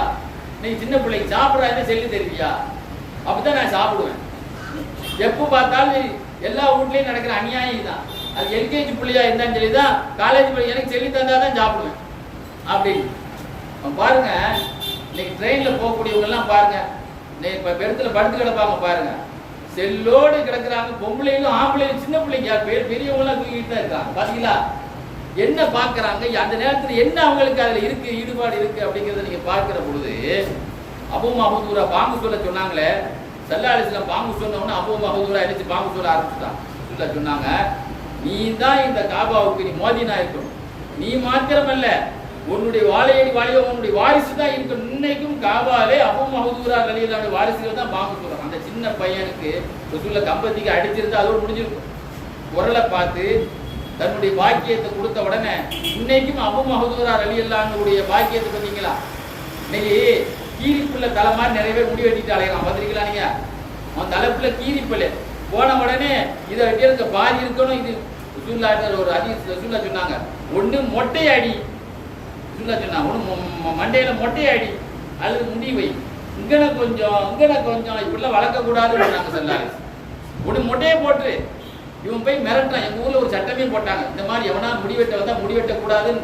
முடிவெட்ட நாவிதர்களுக்கு சொன்ன இவன் அதெல்லாம் கேட்க போகிறான். இவனுக்கு எங்கே விட்டு விட்டா டையும் அடிச்சு விட்றான் இவன். நம்மால் யாரு அவனுக்கு 250 ரூபா போலிங்களாக ஆகுது, 400 நாள் வாங்குறான். அவனுக்கு என்ன மார்க் இருக்கு? ஆறாமாவது அலால் அவன் என்ன பார்க்குறே? எது மாதிரிலாம் வெட்டக்கூடாதுப்பா. இந்த மாதிரி ஆளை பார்த்தோம்னா ஒரு யானை குட்டி மாதிரி ஒரு வண்டி வச்சிருக்காங்க, பத்திரிக்கை போலீஸ் பார்த்தோம்னா அதை முடிக்கிறான். வண்டியில எங்கேயோ ஒரு சேரத்துக்கு மேல வச்ச மாதிரி வண்டியில உட்காந்துருக்கான் பாருங்க. இன்னைக்கு எத்தனையோ இளைஞர்கள் வண்டி வாங்கி கொடுத்து தன்னுடைய பிள்ளைய வாழ வேண்டிய பிள்ளை இழந்த எத்தனையோ குடும்பம் இன்னைக்கு அழுதுட்டு இருக்காங்களா இல்லையாங்க? இருக்காங்களா இல்லையா? எங்க அதாவது பாதுகாப்பான பயணம் எது, பாதுகாப்பு இல்லாத பயணம் எது? பாதுகாப்பான பயணம் எது, பாதுகாப்பு இல்லாத பயணம். நம்ம சமயம் சிவா ஆஸ்பத்திரியில் அந்த நேரத்தில் ஒரு 20 வருஷத்துக்கு முந்தி சிவா ஆஸ்பத்திரிக்கு போகும்போது ஒருத்தனா ஐசியூ வார்டில் வச்சிருக்கு. என்னன்னா குத்தாலத்தில் 10 மணி நேரம் குளிச்சிருக்கான். இது தேவையானது குளிக்கலாம். நம்ம எரும மாடா மண் தண்ணி உள்ளே கிடக்கிறது, அல்லது நம்ம இந்த கடல் பசுவா உள்ளே கிடக்கிறதுக்கு. கடைசியில் அந்த பையனுக்கு ஒன்றுக்கு வராம அவனை மோசமான நிலையில கூட வச்சிருக்கிறான். எதுக்கு? இந்த மாதிரி உள்ள சில்லறத்தனமான முறைக்கு எதுல என்ன செய்யணும், எது செய்யணும் அதான் சொல்லுவாரு. பைத்தியங்கள் 5 வகை கிதாபில் எழுதுவார் நவாஜி இமாம் சொல்வார். பைத்தியம் 5 வகை. ஒன்று வாலிப பைத்தியம் சொல்வார், பண பைத்தியம். சில பேருக்கு பணத்துக்கா தன்னுடைய மனைவியை கூட என்ன செய்வான், அட்ஜஸ்ட் பண்ண சொல்லுவான். அந்த மாதிரிலாம் இருக்கான் நிறைய பேர். பணத்தில் பைத்தியம் 10 பேர், 5 வகை. அதில் ஒரு வகை வாலிப பைத்தியம். அவன் என்ன செய்யறாங்கிறது அவனுக்கே தெரியாது. இப்படி பார்த்தீங்கன்னு சொன்னா ரசூலுல்லாஹ் தன்னுடைய மகளை அலிலல்லாஹு கொடுத்தாங்களே, அந்த இளைஞர் ரசூலுல்லாஹ்வோடு முதல்ல தொழுத இளைஞர் சொல்லுவாங்க. அல்லாஹ்னோ தொழுகை கடமையானது, என்னையும் ரசூலுல்லாஹ்வை தவிர உலகத்தில் யாருமே தொழுல, நான் மட்டும்தான் 7 நாள் தொழுதுட்டே இருந்தேன். ரசூலுல்லாஹ் தொழுவாங்க, நான் பக்கத்தில் வீட்டில் தொழுவேன். ஏன்னா ரசூலுல்லாஹ் வீட்டில் தான் வளர்த்தாங்க. அபூ தாலிப் ரொம்ப வறுமையில் இருக்கா சொல்லி கொண்டு ரசூலுல்லாஹ் தானங்க வளர்த்தாங்க. 7 நாள் ரசூலுல்லாஹ் பின்னால நான் தொழுதேன். உலகத்துல யாருமே தொழுவே இல்லை. அப்படிப்பட்ட இளைஞருக்கு தன்னுடைய மகளை கல்யாணம் முடிச்சு கொடுத்த உடனே மகன் அழுதாங்க. எதுக்கு அழுதாங்க? இன்னைக்கு எல்லாரும் ஒரு பொண்ணு பார்க்கும்போது போட்டாவை முதல்ல காட்ட சொல்லுவாங்க. மாப்பிள்ளை முதல்ல பிடிச்சிருக்கா, வயிறு தொந்தி மாதிரி இருக்கா, நம்ம ஹைட்டை விட கட்டையா இருக்காரா, நெட்டையா இருக்காரு, முதல்ல பார்த்து விடுவாங்க. அப்புறம் தான் பேச்சுவார்த்தையெல்லாம் 2வது. அலிலலி என்ற சூழல் அதை பார்க்கல. பாத்திமாவுடைய ஹைட் எப்படி இருக்கு, அலிலான ஹைட் எப்படி இருக்கு, பாத்திமா குட்டையா, அலிலா நெட்டையா, ஆனா எதுவுமே பார்க்கல. ஆனா ஹதீஸ்ல பாத்தீங்கன்னா யதார்த்தமாவே அலிலானும் ஆள் குள்ளமா இருப்பாங்க, உடம்பெல்லாம் நல்லா கனமா இருக்கும், வயர்லாம் நல்லா கனமா இருக்கும். அப்ப அது கனமான ஒரு ஆள், குட்டையான ஒரு ஆளுக்கு அந்த மாதிரி ஒரு ஜோடியா கொடுத்தாதான் பொருத்தமா இருக்கு நம்மால் சொல்லுவான். ஜோடி பொருத்தம் சரியில்லாமா கேவலமா பேசுவான். ரசூலுல்லாஹ்வுடைய மைண்ட் செட்டப் எப்படி இருந்துச்சு தெரியுமா? 3 பாயிண்ட் தான். உங்கள் வாழ்க்கையிலே பெருமானார் அளவான முன்மாதிரிங்கிறாங்க. ஒரு பொண்ணு பார்க்கறதுல கூட, ஒரு மாப்பிளை செலக்ட் பண்றதுல கூட, ஒரு மருமகனை செலக்ட் பண்றதுல கூட சொர்க்கத்து தலைவியை கொடுப்பதற்கு பெருமானாருடைய அதிகபட்ச எதிர்பார்ப்பு என்ன தெரியுமா? பாத்திமா அழுதாங்க. எதுக்கு அழுதாங்க? நாயகமே அவர் ரொம்ப கஷ்டப்பட்டவர், வாலிபர். அது இல்லாம சில விஷயங்கள் சொன்னா உடல் ரீதியா சில பேர்கள் விரும்புவாங்க. உடல் ரீதியாக நம்ம எப்படி இருக்கணும், நம்முடைய கணவர் எப்படி இருக்கணும் ஆசைப்படுவாங்களா, அது மாதிரி சில ஆசையை வெளிப்படுத்தினாங்க. சொன்னாங்க என்னுடைய செலக்ஷன் என்ன தெரியுமாமா? அவர் ஒரு நம்பர் 1 நபிநேசர். என்ன சொன்னாங்க?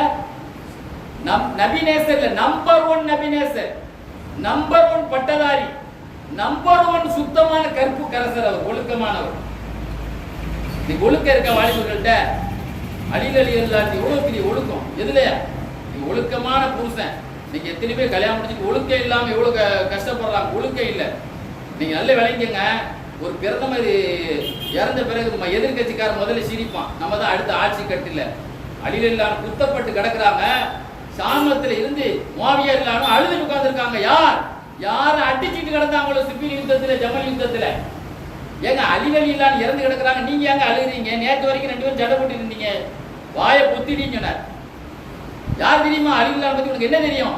இந்த சமுதாயம் அவரை கொண்டு பெரிய கல்விமான இந்த உலகம் இழந்து விட்டது. மிகப்பெரிய லிமா பகதன்னாசு மின் ஹில்மிஹி வ இல்மிஹி வ ஃபதலிஹி. இன்னைக்கு அவ்வளவு நம்பர் 1 சிறப்புள்ள ஆள் யார் இருக்கா? நம்பர் 1 தங்கமான புருஷன் யார் இருக்கா? நம்பர் 1 கல்விமான் யார் இருக்கா? இப்படிப்பட்ட இழப்பு அவருக்கு இருப்பா, எனக்கு இருப்பா. எங்களுக்குள்ள கருத்து வேறுபாடு அல்ல, நாளைக்கு சமரசம் பண்ணி உள்ளதை 2 பேரையும் பிரின்சிப் ஆக்கிடுவான். ஆனா இந்த சமுதாயம் அவரை இப்படி இழந்து விட்டதுன்னு சொல்லி ஒரு எதிர்கட்சி தலைவர் கூட இரங்கல் உரையில் என்ன சொல்லி காட்டினாங்க பேட்டி கொடுக்கும் போது, அடுத்து நமக்கு ஆட்சி கட்சி அப்படி சாம்ராஜ்யம் சரிஞ்சிச்சுன்னு சொல்லலங்க. பாருங்க, உச்சபட்சமாக நாளைக்கு ஒரு ஆள் கையில் கொடியை கொடுப்பேன் சொல்லிட்டு அவர் பெரிய சூராதி சூரன் வீராதி வீரன் சொல்லல. அவர் யார் தெரியுமா? அல்லாஹ் அவரை நேசிப்பான், அவரும் அல்லாஹ்வை நேசிப்பார். முதல்ல டர்னிங் பாயிண்ட், நம்பர் 1 நேசர் கையில் தான் நான் கொடியை கொடுக்கிறேன். அவர் தான் 15 நாள்ல வெற்றியை கொண்டு தந்தார். பாருங்க, இன்னைக்கு எவனாவது கல்யாணம் முடிச்சுக்கணும், என்னுடைய மருமக நம்பர் 1 நபி நேசரா, நம்பர் 1 மார்க், படிச்ச மாப்பிள்ளை கொடு, பிரச்சனை கிடையாது. நம்பர் 1 ஒழுக்கமா, நம்பர் 1 குணம்னு என்ன? நம்பர் 1 நல்ல குணம். நல்ல குணம் என்பது ஃப்ரெண்ட்ஷிப் கிட்டவே கேட்ட ஃப்ரெண்ட்ஷிப்புக்கு ஒட்டு கொடுக்க மாட்டாங்க. நம்ம நல்லா தான் சொல்லுவா. யார்கிட்ட போய் கேட்கணும்? ஊர்லயே கேட்கணும், தெருல கேட்கணும். அதாவது 1000 காலத்து பயிர் அப்படி செய்யணும். ஒரு நாள் கசங்கிட்ட குப்பத்துடி போகக்கூடிய பூமாரி பொம்பளையுடைய வாழ்க்கை அப்படி ஆயிடக்கூடாது.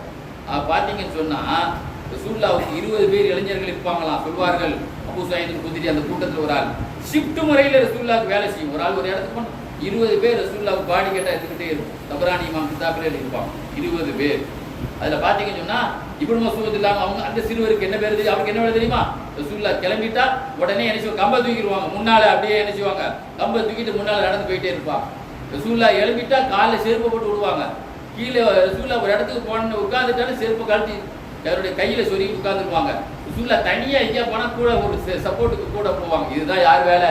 ரசூலுல்லாஹ்வுடைய பூஜா பையை தூக்குறது, ரசூலுல்லாஹ்வுடைய தலைவாணியை தூக்கிட்டு வர்றது, ரசூலுல்லாஹ்வுடைய பிரஷை தூக்கிட்டு வர்றது, ரசூலுல்லாஹ்வுடைய உணவு செய்த பாத்திரத்தை தூக்கிட்டு வர்றது, இதெல்லாம் அந்த சின்ன பையன்களுக்கு தான் அந்த வேலை இருக்கு. பார்த்தீங்கன்னு சொன்னா முஆவியா ரலியல்லாஹு அன்ஹு எப்பவுமே ஆசாரி பாருங்க, மரம் இருக்கிற ஆசாரி கையில எப்பவுமே காதில் பென்சில் வச்சிருப்பான். பத்திரிக்கலாம் இந்த அளவுக்கு பென்சிலோடு அலையில ஆசாரி தான் அழைப்பான். ஒரு சமயம் முஆவியா ரலியல்லாஹு அன்ஹு ரசூலுல்லாஹ்ட்ட பேனாவோடு வந்தாங்க. காதில் என்ன பேனா முஆவியா? காதில் என்ன பேனா வச்சிருக்கேன்னு கேட்ட நாயகம். ஏன்னா குர்ஆனை எழுதக்கூடிய அந்த டீம்ல முஆவியா ரலியல்லாஹு அன்ஹு ஒரு ஆள். நாயகமே திடீர்னு உங்களுக்கு எந்த நேரத்தில் குர்ஆன் இறங்குதுன்னு சொல்ல முடியாது. அதனால நான் ரெடியா வச்சிருக்கேன். பேனாவை காணும் அலையக்கூடாதா இல்லையா? அப்படி குர்ஆன் இறங்கிருக்கு அப்படின்னு அங்கனே நோட் பண்ணணும். அதுக்காக ரெடியா அட்வான்ஸா நான் வச்சிருக்கிறேன். சந்தோஷம் தாங்க முடியல. இந்த சின்ன பிள்ளைக்கு எவ்வளோ ஆர்வம், இந்த குர்ஆனுடைய இந்த எழுதுறதுக்காக இந்த சின்ன பிள்ளை எவ்வளோ ஆர்வமா இருக்காரு. சொன்னாங்களா, நான் சின்ன செய்தி சொன்னாலும் பெரிய செய்தி சொன்னாலும் எல்லாமே இறை செய்தி தான்ப்பா அப்படின்னு சொல்லிட்டு அல்லாஹ் தஆலா உனக்கு நல்ல கூலியை தரட்டுமாக நபியின் சார்பாக யா அல்லாஹ் முஆவியாவை நேர்வழியாக்கு, யா அல்லாஹ் முஆவியாவுக்கு கெடுதிலிருந்து காப்பாத்து, யா அல்லாஹ் முஆவியாவுக்கு குர்ஆனுடைய ஞானத்தை கொடு, யா அல்லாஹ் முஆவியாவுக்கு கணக்கு ஞானத்தை கொடு. கணக்கு இன்னைக்கு சயின்ஸ்லயும் கணக்குல தான் நிறைய ஃபெயில் ஆகிப்போம். இன்னைக்கு கம்பெனியில் ஒருத்தங்க ஆள் எடுக்கிறானா அவன் கணக்குல நல்லா இருக்கானா, இங்கிலீஷ்ல நல்லா பார்க்கறானா இல்லையா? கணக்குங்கிறது ஒரு பெரிய விஷயம், சாதாரண விஷயம் இல்லை. கணக்கில் அவரை புலியாக்கு. அதே மாதிரி ஒரே இடத்துல ஒரு நிலையாவை இன்னைக்கு பாருங்க, ஒரு இடத்த ஊருக்குள்ள சுத்திட்டே அலைவோம். அங்கே இல்லாம இங்கே இல்லாம அந்த ஒரு வீட்டுல இந்த ஒரு வீட்டுல வாடகை வீட்டுல சுத்திட்டே அலைவோம். பார்த்திருக்கீங்களா? ஒரே இடத்துல இருக்கிறது பறக்குது. உமக்கில்ல உப்பில்லா, ஒரே இடத்துல அவர் வையா அல்லாஹ். அதே மாதிரி அவரை நேர்வழி காட்டக்கூடியவர் ஆகியா அல்லாஹ். யா அல்லாஹ் அவரை நேர்வழியால் காட்டப்பட்டவர் ஆகியா அல்லாஹ். ஆனா அதே மாதிரி மறுமையிலே அவருக்கு சொர்க்கத்தை கூடிய அல்லாஹ் பாவத்தை மன்னிப்பாயா என்று 9 துவா கேட்டாங்க. ரசூலுல்லாஹ்வுக்கு பேனாவை தூக்கி வச்சிருந்ததுனால எவ்வளவு ரசூலுல்லாஹ்வுடைய ஒரு துவாவே 1 கோடி கணக்கு மதிப்புள்ளது. அப்படின்னா இந்த 9 துவா அவங்களுக்கு கிடைச்சதுன்னு சொன்னா எவ்வளவு பெரிய விஷயம் பாருங்க. ஒரு நாள் ரசூலுல்லாஹ் பாத்ரூம்ல குளிச்சிட்டு இருந்தாங்க. ரசூலுல்லாஹ்வுடைய மனைவிமார்கள் உம்மு சல்மா நாய் சொல்லுவாங்க, ரசூலுல்லாஹ்வுடைய மனைவி உம்மு சல்மா நாய்க்கு முன்னாள் கணவர் மூலமாக பொம்பளை பிள்ளைங்க 3 பொம்பளை பிள்ளைங்க உண்டு. ஜெய்னப் ரசூலுல்லாஹ் பாத்ரூம்ல குளிச்சிட்டு இருக்கும்போது சொல்றாங்க, ஜெய்னப் பாத்ரூமுக்கு போ, ரசூலுல்லாஹ் குளிச்சிட்டு இருக்காங்க. நம்மளால நினைச்சோம் குளிச்சிட்டு இருக்காங்க, அங்க யாரும் போவாதியா தண்ணி விளையாடின்னு சொல்லுவேன். ரசூலுல்லாஹ்ட்ட தண்ணி விளையாடுறதுக்கா ரசூலுல்லாஹ் தண்ணியில போயினா பிள்ளைகளோடு விளையாடுவாங்களாம். சல்லாரி போ போ போ ரசூலுல்லாஹ் குளிச்சிட்டு இருக்காங்க போ அப்படின்னு சொன்ன உடனே ஜெய்னப் போன உடனே ரசூலுல்லாஹ் தண்ணி எடுத்து அந்த பிள்ளைகளுக்கு மூஞ்சில அடிச்சு விளையாடுவாங்களாம். அந்த முகத்திலேயே அடிச்சதுனாலதான் அந்த பெண் கிழவியா இருந்த நேரத்திலையும் 18 வயசு குமரி போல இருந்தார்கள். மதீனாவிலேயே நட்சத்திர அந்தஸ்தை பெற்ற சுப்ரீம் கோர்ட் நீதிபதியாக செயல்பட்டார்கள். கிதாபில் இப்னு ஹஜர் எழுதி முடிப்பார், ரசூலுல்லாஹ்வுடைய தண்ணியை தெளிச்சா அந்த ஆசீர்வாதத்தை கிழவியா இருந்தாலும் குமரியா இருப்பார்கள், மேக்கப் இல்லாமலேயே. மாறி சட்ட ஞானம், அந்த தண்ணிக்கு எவ்வளவு பெரிய வேகம் பாருங்க ரசூலுல்லாஹ்வுடைய சின்ன பிள்ளைங்களுக்கு. அப்போ இப்படித்தான் இன்னைக்கு பாருங்க, அதை திங்காத, இதை திங்காத, இதை நேச்சர், அப்படி நேச்சர் சொல்லி இன்னைக்கு நிறைய பேர் சொல்லி கொடுத்து என்ன வளர்த்தானா எப்படி இருப்பான். ஆக பெருமானாருடைய அந்த பரக்கத்தோடு பாருங்க, அப்துல்லா இப்னு ஜுபைர் ரசூல் ஸல்லல்லாஹு அலைஹி வஸல்லம் மடியில மதீனாவில் பிறந்த முதல் குழந்தை. மக்காவில இருந்து மதீனாவுக்கு முஹாஜிர்கள் போன பிறகு ரொம்ப நாள் அவர்களுக்கு குழந்தை பிறக்கல. யூதர்கள் நக்கல் பண்ணா, சூனிய வைக்கப்பட்டு விட்டது மக்காவாசிகளுக்கு. முதல்ல அஸ்மா நாயகி தான் புள்ள பிறந்தாங்க. ரசூலுல்லாஹ் மடியில வச்சு அந்த பிள்ளைக்கு ரசூலுல்லாஹ் பேரத்த பழத்தை வெண்டு கொடுத்தாங்களே. அப்துல்லா இப்னு ஜுபைர் அவங்களுக்கு எப்பமெல்லாம் விளங்குங்க, ரசூலுல்லாஹ் பார்த்தாம்போது 10 வயசு. தம்பி ரத்தத்தை எடுத்து இது யாருடைய கண்ணிலையும் தெரியாம போட்டு புதைச்சிட்டுமான்னு ரசூலுல்லாஹ் கொடுத்து விட்டாங்க. யார்கிட்ட? அப்துல்லா இப்னு ஜுபைர்ட்ட ஒரு 9 வயசு பையன் இருக்கும். அந்த யார் கண்ணையும் படாத இடத்துல கொண்டு இந்த ரத்தத்தை புதைச்சிட்டுவான்னா ரத்தத்தை கொண்டு போய் ஓரத்துக்கு வந்து குடிச்சிட்டு வந்தான். யார் குடிச்சது? யாரு? சின்ன பையங்க, யாரும் சொல்லி கொடுக்கலங்க, பெரிய சஹாபாக்களுக்காக தெரியும். வந்து சொன்னாங்க, நாயகமே நான் வச்ச இடம் யாருக்கனுக்கும் தெரியாது, விளங்கி குடிச்சிட்டியா நீ அப்படின்னு கேட்டா. மற்ற இடத்துலனாலும் யாருக்காவது தெரியும், நான் நீங்க சொன்ன இடத்த நான் வைக்க சொன்னீங்கல்ல யாருக்கும் தெரியாம நான் வச்ச இடம் யாருக்கு குடிச்சிட்டியான்னு சொன்னான். குடிச்சதுனால் என்ன உனக்கு நடக்க தெரியுமா? மக்களால் உனக்கு பல பிரச்சனை, ஒன்னால் மக்களுக்கு பல பிரச்சனை. நீ குடிச்சதுனால உனக்கு அசுர பலம் ஏற்படும், நீ பெரிய சாதனை புரட்சி செய்வாய், உன் புரட்சியால் மற்றவர்களுக்கு கிளர்ச்சி, மக்கள் கிளர்ச்சியால் உண்மையில் உனக்கு புரட்சி, உன்னால் மக்களுக்கு என்ன ஆபத்து ஏற்படும், மக்களால் உனக்கு ஆபத்து. ஆக இந்த ரத்தத்தை சாப்பிட்டதுனால தான் உனக்கு ரோஷம், வியாகம், வீரம் எங்கேயே போயிருவேன். பாத்தீங்களா? இப்படி பாத்தீங்கன்னு சொன்னா சஹாபாக்களுடைய வரலாறு பாத்தீங்கன்னா, ஒரு சஹாபி அவுஃப் இப்னு கஅகா, ஒரு பேர் என்னது? அவுஃப் இப்னு கஅகா அப்படின்னு பேர். அந்த சஹாபி சின்ன பிள்ளை, நான் சின்ன பையனா இருந்தேன்.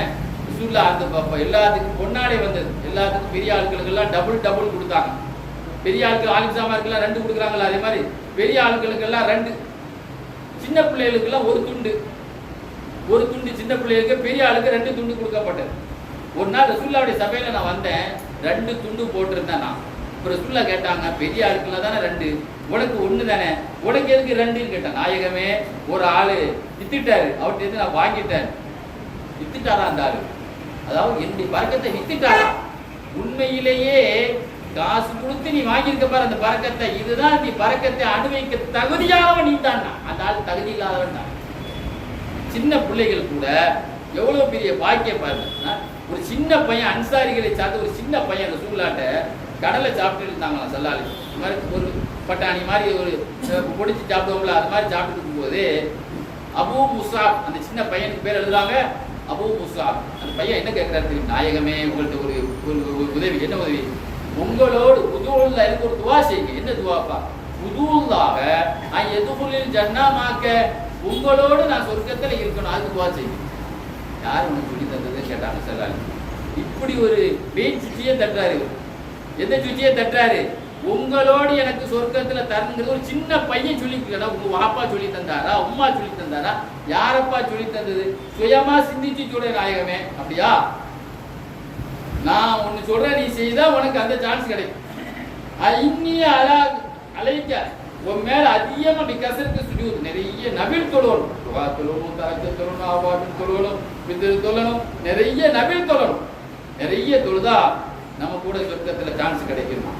எவ்வளவு பெரிய விஷயம் பாத்தீங்களா? இப்படி பாத்தீங்கன்னு சொன்னா சின்ன பிள்ளைங்க தாங்க ரசூலுல்லாஹ் மதீனாவுக்கு போன உடனே பள்ளிவாசல்லையே ஒரு போட்டி நடந்தது. அந்த போட்டியினுடைய ஆடியன்ஸாக ரசூலுல்லாஹ்வே நின்று வேடிக்கையும் பார்த்தாங்க. ஆயிஷா நாயகி என்ன செய்தா? மறைச்சிக்கிட்டு தன்னுடைய கை கீழே இடையில பாக்குற மாதிரி தன்னுடைய கையை வச்சு மறைச்சிக்கிட்டு அந்த சிலம்பாட்டம் நடந்தது. இந்த சிலம்பாட்டம் ஏன் நடந்தது தெரியுமா? ரசூலுல்லாஹ் மதீனாவுக்கு வந்த குஷியிலே அன்சாரிகள் பெருமானாருக்காக வேண்டி என்ன செய்தா? லைபத்துல் ஹபஷா, ஆப்பிரிக்க சிறுவர்கள் விளையாட்டு போட்டி நடத்தினார்கள். பரஹன் பி குதூமி ரசூலில்லாஹ், பெருமானார் மதீனாவுக்கு வந்து விட்டார்கள் என்ற மகிழ்ச்சியை கொண்டாடுவதற்காக வேண்டி அந்த விளையாட்டு போட்டி நடத்தினார்கள். பெருமானார் மக்களோடு மக்களாக கூட்டத்தில் இருந்து தலைமையேற்று என்று அதை பார்த்து ரசித்தார்கள். பாருங்க, இந்த உலகத்துல முதல்ல பெருமானாருக்காக வேண்டி இந்த மாதிரி சந்தோஷமான போட்டியை நடத்துறதுதான் ஆதரித்து ஆரம்பிச்சு வச்சது யார் தான்? சின்ன பிள்ளைங்க தான் அதை செய்தாங்க. நீங்க பாத்தீங்கன்னு சொன்னா புகாரி செய்திகள் ஹதீஸ் வரும், நம்ம எல்லாம் பல தடவை கேட்டு புளிச்ச செய்தி நீங்க சொல்லலாம். புளிச்ச செய்தியை தான் நம்ம அதுலதான் நிறைய மதிப்பு இருக்கும். பெருமானார் சபையிலே பால் வந்தது, பக்கத்திலே ஒரு பெரியவர் இருந்தார், இன்னொரு பக்கத்திலே இளைஞர் இருந்தார். பெருமானார் அந்த பாலை குடித்தார்கள். குடித்து விட்டு, தம்பி பெரியவர் வலது பக்கத்தில் இல்லாம இடது பக்கத்தில் இருந்தார், சின்ன பையன் வலது பக்கத்தில் இருந்ததுனால சுண்ணத்துப்படி வலது பக்கத்தில் உள்ளவங்களுக்கு கொடுக்கணும், ஆனா பெருமானாருக்கு பெரியவருக்கு கொடுக்க ஆசை, தம்பி நீ அனுமதி கொடுத்தால் நான் பெரியவருக்கு கொடுப்பேன் என்று பெருமானார் கேட்க, பரவாயில்ல கொடுங்க என்று சொல்லாம, அல்லாஹ்வை சத்தியமா சொல்ற நாயகமே உங்கள் பரக்கத்தை யாருக்கும் விட்டு கொடுக்க மாட்டேன் என்று வாங்கி குடித்தார்கள் அந்த சிறுவர். அப்படிப்பட்ட தலைமுறை தாங்க பெருமானாருடைய தலைமுறை. இளைய தலைமுறை எப்படிப்பட்ட பெருமானாருடைய எவ்வளவு பெரிய ஆளால் பெரிய ஆளுக்கு மதிப்பு கொடுப்போம், ஆனால் பரக்கத்தை விட்டு கொடுக்க மாட்டோம், பெருமானாருடைய பரக்கத்தை விட்டு கொடுக்க மாட்டோம் என்றெல்லாம் சஹாபாக்களுடைய வரலாறு நீங்க பாத்தீங்கன்னு சொன்னா நிறைய விஷயங்கள் நம்ம சொல்லிக்கிட்டே என்ன செய்யலாம் போலாம். ஆக நாம சொன்ன விஷயங்கள் முழுவதும் சஹாபாக்களுடைய விஷயத்துல மட்டும்தான் நான் சொல்லியிருக்கிறேன். இது அல்லாத இறைநேசர்களுடைய வரலாறு நம்ம பார்த்தோம்னு சொன்னா நிறைய நீங்க ஹதீஸ்கள் அதிகமா எழுதுறது யாருங்க? 6 பேர். 6 பேருமே சின்ன பிள்ளைங்க தான். இன்னைக்கு தீன் எழுது யாரை கொண்டு? ஆயிஷா நாயகி யாருங்க? ரசூலுல்லாஹ் வஃபாத் ஆகும்போது அவங்களுக்கு 20 வயசு கூட ஆகல. இப்னு அப்பாஸ் ரலியல்லாஹு அன்ஹு ரசூலுல்லாஹ் வஃபாத் ஆகும்போது அவங்களுக்கு 20 வயசு கூட ஆகல. அப்போ ஹுரைரா ரலியல்லாஹு அன்ஹு, அனஸ் இப்னு மாலிக் ரலியல்லாஹு அன்ஹு, ஜாபிர் இப்னு அப்துல்லா ரலியல்லாஹு அன்ஹு, அபூ சயீத் குத்ரி, இந்த அப்துல்லா இப்னு உமர் எல்லாரும் 20 வயசு எட்டாத இளைஞர்கள் தான் பெருமானாருடைய லட்சோப லட்ச ஹதீஸ்களை இந்த சமுதாயத்துக்கு கக்கியவர்கள் அவங்க. சரி அதை விடுங்க, இன்னைக்கு குர்ஆன் ஓதுறமே, இன்னைக்கு எத்தனாயிரம் பிரிண்ட் எடுக்கிறோம். அன்னைக்கு இந்த குர்ஆனை எழுதுறதுக்காக ரசூலுல்லாஹ்வால் உருவாக்கப்பட்ட முதல் ஃபர்ஸ்ட் பட்டமளிப்பு விழா, பெருமானாருடைய சபையிலே முதல் பட்டமளிப்பு விழா இருக்கலாம். முதல் பட்டமளிப்பு விழா குர்ஆனை யார் முதல்ல வாங்கினாங்களோ முதல்ல பாக்கியாத் மதரசா தான் உருவாச்சு. அந்த பாக்கியாத் மதரசாவுக்கு பிறகுதான் தமிழ்நாட்டில் உள்ள 300 மதரசாக்கள் உருவாச்சு. ஏன்னா அங்கிருந்து ஆலிம்கள் தோண்டிதான் உலக தமிழ்நாட்டையே உள்ள எல்லா மதரசையும் உருவாக்குனாங்க. பெருமானாருடைய சபையில் முதல் பட்டம் வாங்கினாங்களே அவங்க தானே முதல் பட்டம் ஆபிசாக்கள். அவங்க யாரு?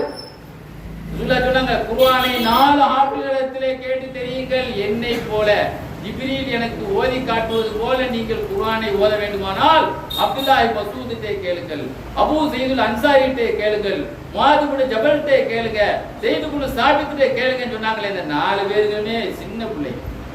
4 பேருக்கு ஆக இந்த குர்ஆன் யாரை கொண்டு பாதுகாக்கப்பட்டது என்றால் இளைய தலைமுறை கொண்டு தான் பாதுகாக்கப்பட்டது.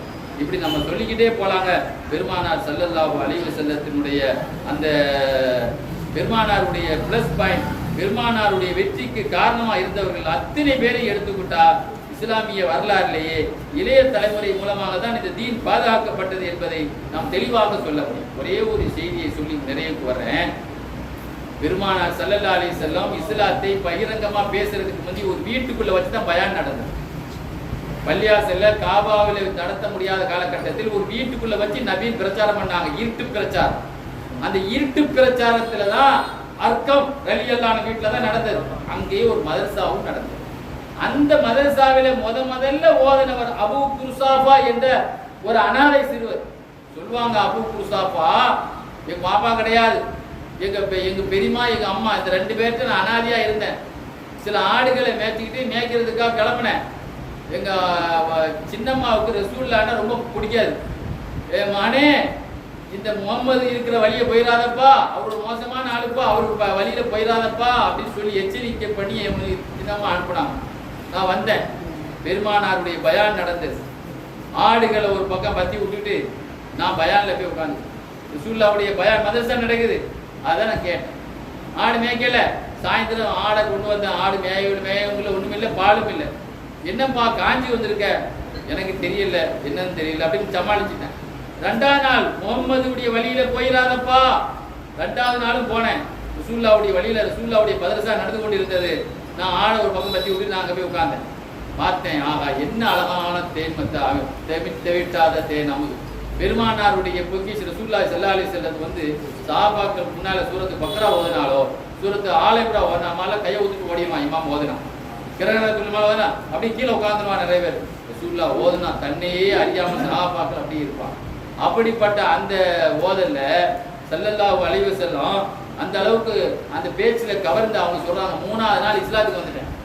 இஸ்லாத்து வந்து சொன்ன நாயகமே டெய்லி எனக்கு அடி, எங்க வீட்டுல அடி விழுது, அடியில அடி பயங்கரமான அடி விழுது. என்ன ஆடு மேய்ச்சிட்டு பால் இல்லாம வர்ற, ஆனா நான் உங்க சபையில இருந்து உங்க பயான கேட்டதுனால மேய்க்க போகல நாயகமே. அடியில இருந்து தப்பணும், அடி தாங்க முடியல நாயகமே, நான் களிமா சொன்னேன். அப்படியா, இனிமேல் அந்த பிரச்சனை இருக்காது, ஆடை கீழே படுக்க போடுன்னு சொல்லிட்டு சூழல் அந்த முதுகையும் அப்படி தடவுனாங்க, மடுவுலையும் தடவுனாங்க, மடுவுலையும் தடவுனாங்க, முதுகையும் தடவுனாங்க. ஆடு மேய்ச்சிட்டு வந்த தின்ன ஆடு மாதிரி கொளுத்தது, மடு கனத்தது. வந்து 3வது நாள் ரசூலுல்லாஹ்வுடைய அற்புதத்தோடு வீட்டுக்கு போனேன், பால் கறந்தது. என்னப்பா அதிசயம், எங்க மேய்ச்ச? இன்னைக்கு அப்பா நேற்று எங்க இருந்தேனோ அங்கதான் இன்னைக்கு மேய்ச்சேன்னு. நேற்று எங்க ரசூலுல்லாஹ்வுடைய இடத்துல இருந்தாங்க. அப்ப சொன்னாங்க, ஆடுதான் மேயெல்லாம் இல்ல, மேயாத ஆடுதான். அல்லாஹ்வுடைய குதிரத்துல எந்த வீட்டுக்கு போக கூடாதுன்னு சொன்னீங்களோ அந்த நபியினுடைய பரக்கத்தால தான் அந்த நமக்கு பாலை கிடைச்சதுன்னு அந்த அம்மா இஸ்லாத்துக்கு வந்தார்கள் என்று அபூ குர்சாபா சொல்லுவாங்க. இந்த அபூ குர்சாபா எப்படிப்பட்ட ஆன்லைன் சொல்லும்ல, எவ்வளவு பெரிய தகவல் தொடர்பு வச்சுட்டாங்க தெரியுமா? இவருடைய மகனை கூட சிரியாவில் கைதியா பிடிச்சிட்டாங்க. சிரியாவுடைய ஜெயில மகன் இருக்கிறாரு. தொழுகை நேரம் வந்துருச்சுன்னா சிரியாவில் அஸ்கலான் நகரினுடைய மதில் சோர்ல அஸ்ஸலாமு அலைக்கும் அஸ்ஸலாத் அஸ்ஸலாத். நீங்க திடீர்னு ஒரு ஆளு மெசேஜ் பண்ற மாதிரி அது மாதிரி நினைச்சுவாங்களா? தன்னுடைய சிரியாவில் அஸ்கலான் நகர்ல வாழ்ந்த இவங்க ஒரு சுவர்ல ஏறி நின்றுட்டு மகன் ஜெயில இருக்கிறாரு, ஜெயிலுக்கு மெசேஜ் அனுப்புவாங்களா? எப்படி? அஸ்ஸலாத் அஸ்ஸலாத், தொழுகை தொழுகைன்னு கரெக்டா அந்த சத்தம் எங்க கேட்குமா? ரோமானிய ஜெயில கேட்குமா? எல்லா வரலாறுலையும் இருப்பாங்க. எப்படிப்பட்ட ஆன்மீகம் இங்க பேசுனா உடனே அல்லாஹ்வுடைய அரசியல் அந்த சவுண்ட் எதில் எஃபெக்ட் ஆகுதுன்னு சொன்னா, எப்படி ரசூலுல்லாஹ்வுடைய ஆரம்ப பள்ளியில் படித்த மாணவர் வெறும் டிகிரி மாத்திரம் வாங்கல, அவருடைய குரலுக்கு அல்லாஹ்ட்டே அப்படிப்பட்ட மதிப்பு இருந்திருக்கு என்றால், அப்படிப்பட்ட பாரம்பரியத்தை பெற்ற ஊர் இது. இது சாதாரணமான ஊர் இல்லை. இங்க ஓதனவங்க இங்க இருக்கிறவங்க எல்லாம் வெள்ளையா இருப்பாங்க. நான் நிறைய இடத்துல அந்த காலத்துல பயன் பண்ணுவேன். காயல் பட்டத்துக்கு 2 மதிப்பு இருக்கு, அழகு, குரல். சின்ன பிள்ளையா இருந்தாலும் பெரிய ஆளா இருந்தாலும் குரல் நல்லா அல்லாஹ் கொடுக்குற பெரிய கிஃப்ட் இல்லைங்க. சுல்லாடு ஒரு ஆள் கேட்டாரு, யார் சுல்லா, எனக்கு பாட்டுன்னா ரொம்ப பிடிக்கும், சொர்க்கத்தில் எங்க பாட்டு இருக்கா அப்படின்னு கேட்டார். ஒரு ஆள் என்ன கேட்டாரு, நான் பாட்டு ரசிகன், எனக்கு பாட்டு பிடிக்கும். உடனே அல்லாஹ் நினைச்சுதான், சொர்க்கத்தில் ஒரு மரம் உண்டு, அந்த மரத்துல இருந்து நினைச்சு வாங்கலாம், அல்லாஹ் அந்த சப்தத்தை வெளிப்படுத்துவான் என்று எழுதி காட்டுறான். இந்த மாதிரி இருக்கக்கூடிய பரக்கத்தோடு நம்ம பிள்ளைகளுக்கு பரக்கத்தை கொடுக்க பிள்ளைகளுக்கு நிறைய நம்ம துவா செய்ய, அந்த துவாவின் மூலமாக மாத்திரமே பிள்ளைகள் நல்ல தலைமுறையா ஆகும். எல்லாம நல்ல பேர் முதல்ல வைக்கணும், பேரும் நல்ல பாக்கியத்தை ஏற்படுத்தும். அதுபோல பிள்ளைகளுக்கு முதல்ல குர்ஆனை கொடுக்க, இந்த 2 விஷயத்தோடு நம்ம உயிர் போற வரைக்கும் ரசூலுல்லாஹ் மீது நமக்கு மதிப்பு இருக்கணும், முஹப்பத் இருக்கணும். இந்த 3 இருக்கிற வரைக்கும் அல்லாஹ் நம்ம வாழ்க்கையை எந்த விதமான குறைபாடு இல்லாம அல்லாஹ் என்ன செய்வான், ஆக்குவான். ஆக இளைய தலைமுறைக்கு இந்த 3ஐயும் நாம் கொடுப்போமாக. அல்லாஹ் சுப்ஹானஹு வ தஆலா நம்முடைய சந்ததிகளை துர்ரியத்த தைபா, மனமான சந்ததியை கொடு என்று ஜக்கரியா அலைஹிஸ்ஸலாம் கேட்ட உடனே அல்லாஹ் நபியையே கிஃப்டா கொடுத்தான். இப்ராஹிம் அலைஹிஸ்ஸலாம் ரப்பி ஹப்லி மின சாலிஹீன், யா அல்லாஹ் எனக்கு சாலிஹான பிள்ளையை கொடு என்று 80 வயசுல கேட்ட உடனே அவங்களுடைய பிள்ளைகள்ல 2 பிள்ளைய நபியா பிறக்க வச்சு சந்ததியில 1000 நபியை பிறக்க வச்சான் பாருங்க. யாருக்கு? கடைசியில ரசூலுல்லாஹ்வையே பிறக்க வச்சான். நம்ம கேட்கிற துவாவே முதல்ல என்ன செய்யணும்? நம்ம கேட்கிற துவாவை எப்படி கேட்கணும்? ரப்பி ஹப்லி மின சாலிஹீன், சாலிஹான பிள்ளைகளை எனக்கு பிறக்க வை என்ற வார்த்தை என்ன செய்யணும்? அல்ல ஒரு இடத்துல சொல்லுவான், இபாதுர் ரஹ்மான், அல்லாஹ்வுடைய நல்லடியார்கள் எல்லாம் எப்படி துவா கேட்பார்கள் தெரியுமா? அதுக்கு நமக்கு ஒரு பாடமே நடத்தலாம். அல்ல எப்படி துவா கேட்கணும் முதல்ல அந்த லிஸ்ட் நமக்கு தெரியணும். அந்த லிஸ்ட்ல கடைசியா அல்லாஹ் சொல்லுவான், எங்களுக்கு இறைவா அபலனா மின் அஸ்வாஜினா வ துர்ரியாத்தினா, எங்களுடைய மனைவியும் பிள்ளைகளையும் கண்குளிர்ச்சி தரக்கூடியவர்களாக தருவாயாக என்றும் கேட்பார்கள் என்று அல்லாஹ் சொல்லி முடிக்கிறான். அதே மாத்திரமல்ல, இப்ராஹிம் அலைஹிஸ்ஸலாத்தை பத்தி அல்லாஹ் சொன்னா, உங்களுக்கு இமாம்ங்கிற போஸ்ட் நம்ம தந்திருக்கிறோம், தலைவர் என்ற போஸ்டர் தந்திருக்கிறோம் அப்படின்னு சொல்லி அல்லாஹ் சொன்னான். யா அல்லாஹ் அந்த போஸ்டர் என்னுடைய பிள்ளைகளுக்கும் கொடு என்று அல்லாஹ் சொன்ன பொழுது, உங்க பிள்ளைகள்ல முஸ்லிம்கள் பெறுவார்கள், காபிர்கள் பெற மாட்டாங்க. ஆக பாத்தீங்கன்னு சொன்னா, இன்னைக்கு இப்ராஹிம் அலைஹிஸ்ஸலாத்துடைய துஆவின் மூலமாகத்தான் இன்னைக்கு காபாவில் இருக்கக்கூடிய பரக்கத்துகள் எல்லாமே இப்ராஹிம் அலைஹிஸ்ஸலாத்துடைய துஆ தாங்க. காபாவில் உள்ள ஒவ்வொரு நன்மைகளும் இப்ராஹிம் அலைஹிஸ்ஸலாத்துக்கு போய் சேரும். அதனால பிள்ளைகளோடு இருந்து துஆ செய்ய வேண்டும். துவாவை வைத்து தான் பிள்ளைகளுடைய வாழ்க்கை நல்லா இருக்கும் என்பதை மறந்துட்டு துவாவே செய்ய தேவையில்லை. சலாம் அலைக்கும் சொல்லி நிறைய பேர் ஓடுறாங்க. சலாம் கொடுத்தவனா ஓடுறாங்க நிறைய பேருக்கு. துவாலாம் கிடையாதுங்க, ரசூலுல்லாஹ் ஓதலை அப்படின்னு சொல்லிட்டு போறாங்க. எப்படி பதிவு முன்னேறுவாங்க? ஆக அப்படிப்பட்ட நல்ல சந்ததியை நாம் உருவாக்குவோமாக. இந்த அவனுக்கு பேசுவதற்கு தொடர்ந்து இங்கே பேசுவதற்கு வாய்ப்பு ஏற்படுத்தி தந்த முத்து மஹ்தூம் வலியுல்லாஹ்வுடைய நிர்வாகிகள், குறிப்பாக நம்முடைய நெய்னா காக்கா நெய்னா ஆஜியார் அவர்களுக்கு என்னுடைய நெஞ்சார்ந்த நன்றியினை தெரிவித்துக் கொள்கிறேன். அஸ்ஸலாமு அலைக்கும் வரஹ்மத்துல்லாஹி வபரகாத்துஹு.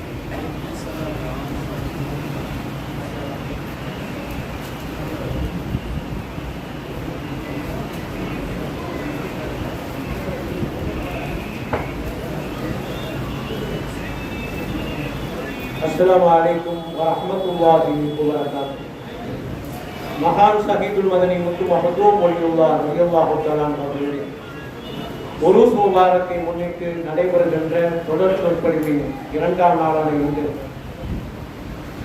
மேலப்பாளையம் மன்மோல் பாக்கியாத் மகளிர் கல்லூரி நிறுவனர் மௌலானா மௌலவி அல் ஹாஃபில் கே.எம். ஹாஜா முஹியுddin ஆலிம் பாக்கவி அவர்கள் இன்றைய இளைய தலைமுறையில் இளை என்கின்ற ஆடிய தலைப்பிற்கு உரை நிகழ்த்தப்பட்டு நாயனின் அருள் சூழ இன்றைய மஜ்லிஸ் நிறைவு பெறும் தருவாய் உள்ளது. அல்ஹம்துலில்லாஹ். இன்ஷா அல்லாஹ் நாளை மௌலானா மௌலவி எஸ்டி சையீத் இஸ்மாயில் ஆலிம் மஹ்தரி அவர்கள் இதய பரிசுத்தமே தரிகாக்களின் அடிப்படை என்கின்ற உயர்ந்த தலைப்பில் உரை நிகழ்த்த இருக்கிறார்கள். குறித்த நேரத்தில் பொதுமக்கள் யாவரும் வருகை தருமாறு உங்களை அன்புடன் வேண்டிக் கொள்கிறோம். இன்ஷா அல்லாஹ் வழமை போல் சுபஹ் தொழுகைக்கு பிறகு பெரிய சதுக்கையை வைத்து அத்தமுல் குர்ஆன், அதைத் தொடர்ந்து அஸ்ர் தொழுகைக்கு பிறகு மகான் அவர்களுடைய மக்பராவில் வைத்து அவருடைய மௌலூது ஷரீஃப் போதப்படும். ஒரு சில அறிவிப்புகள் கந்தூரி காலங்கள் நெருங்கி வருவதால் வீட்டு உண்டியில் வைத்திருப்பவர்கள் அதன் பொறுப்பாளர் ஆர்எஸ்எல் ஷேக் முகமது அவர்களை கொடுத்து அதற்குண்டான ரசீதை பெற்றுக் கொள்ளுமாறு உங்களை அன்புடன் வேண்டிக் கொள்கிறோம். நேமிச பொருட்கள் காணிக்கைகள் நன்கொடைகளை அலுவலகத்தில் கொடுத்து அதற்குண்டான ரசீதை பெற்றுக் கொள்ளுமாறு உங்களை அன்புடன் வேண்டிக் கொள்கிறோம். கந்தூரி நாள் கண்டு நேர்ச்சை சோறு விநியோகிப்பது அதன் அனுசரணைகள் வரவேற்கப்படுகிறது. அந்த நிகழ்விலும் கலந்து கொண்டு அப்பா அவர்களின் நல்லாசியையும் துவாபரகத்தையும் பெற்றுமாறு உங்களை அன்புடன் வேண்டிக் கொள்கிறோம். அஸ்ஸலாமு அலைக்கும் வரஹ்மத்துல்லாஹி வபரகாத்துஹு.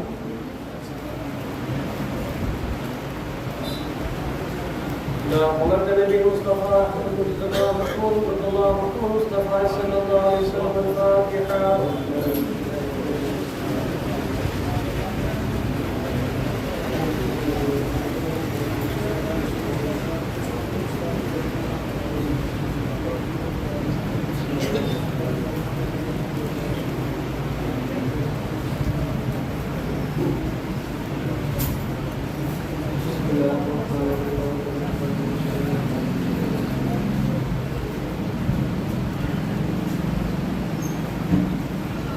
لله رب العالمين. اللهم صل على رسولك سيدنا نبينا مولانا محمد وعلى اله سيدنا نبينا مولانا محمد وبارك وسلم عليه. اللهم صل على سيدنا محمد واله وصحبه على المعافي بالله صلاه دائمه بدوام ملك الله. اللهم شرفنا بالتقوى وجملنا بالعافيه وارزقنا الجنه ولقاءك يا رب العالمين.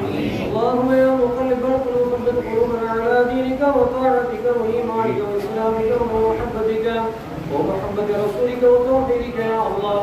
اللهم وصل بلغنا الأخلاق بما قرانا من كلامك العزيز هذه الواصلة ورحمتنا أدنى بركة شاملة وتحفة كاملة من كلام سيدنا نبينا مولانا محمد صلى الله عليه وسلم خاصة ثم إلى وأصحاب البدريين والمهديين والحبلين والحبرين وأصحاب رسول الله صلى الله عليه وسلم التابعين وتبع التابعين من رضوان الله تعالى عليهم أجمعين ثم إلى سيدنا وصيم المخدوم شهيد المدني رضي الله تعالى وفي سيدنا بن علي رضي الله تعالى وفي سيدنا محي الدين رضي الله تعالى وفي سيدنا عبد الله رضي الله تعالى وسيدنا عبد المجيد رضي الله تعالى وسيدنا ابو طاهر رضي الله تعالى وفي سيدنا سيد ابراهيم حبشنا رضي الله تعالى وفي سيدنا فاطمه محمد الصديق رضي الله تعالى وفي سيدنا سيدنا عباس سيد عبد الرحمن رضي الله تعالى وسيدنا عبد الله رضي الله تعالى وسيدنا سيد ابراهيم باشا رضي الله تعالى وفي سيدنا ابن سيد ابو طاهر رضي الله تعالى وفي سيدنا عباس رضي الله تعالى وفي سيدنا رقصنا رضي الله تعالى عنها وفي سيدنا ربيع رضي الله تعالى وفي سيدنا الشهداء الوالد كلهم اجمعين وفي سيدنا عبد الرحمن وفي سيدنا جماعه وفي سيدنا فاطمه ناديه رضي الله تعالى وفي سيدنا محمد رضي الله تعالى وفي سيدنا بما تعالى رضي الله تعالى وفي سيدنا ربان محمد سبحانه وتعالى الرحمن الجندي المولاني الشيخ محي الدين عبد القادر قدس الله سره العزيز وفي سيدنا سلطان العارفين سيدنا احمد كبير فايد رضي خواجة معين الدين أطاع الرسول غريب نواز الأجمير هدى الولي رضي الله تعالى عنه بسيرنا تقبلت مرة ودرس رب الحسن الإنسان رضي الله تعالى عنه وبسيرنا قبل أن نتحصل رضي الله تعالى وبسيرنا تقبلت تأخذ بالأحباب سيد السادات سيدنا شاف الحبيبنا هنا رضي الله تعالى وسيدنا يوسف دادا رضي الله تعالى عنه وبسيداتنا سلطان رضي الله تعالى وشيخنا مكبير الشيخ دادا رضي الله تعالى عنه وبسيدنا باري عباد الله رضي الله تعالى وبسيدنا باري قاسم رضي الله تعالى عنه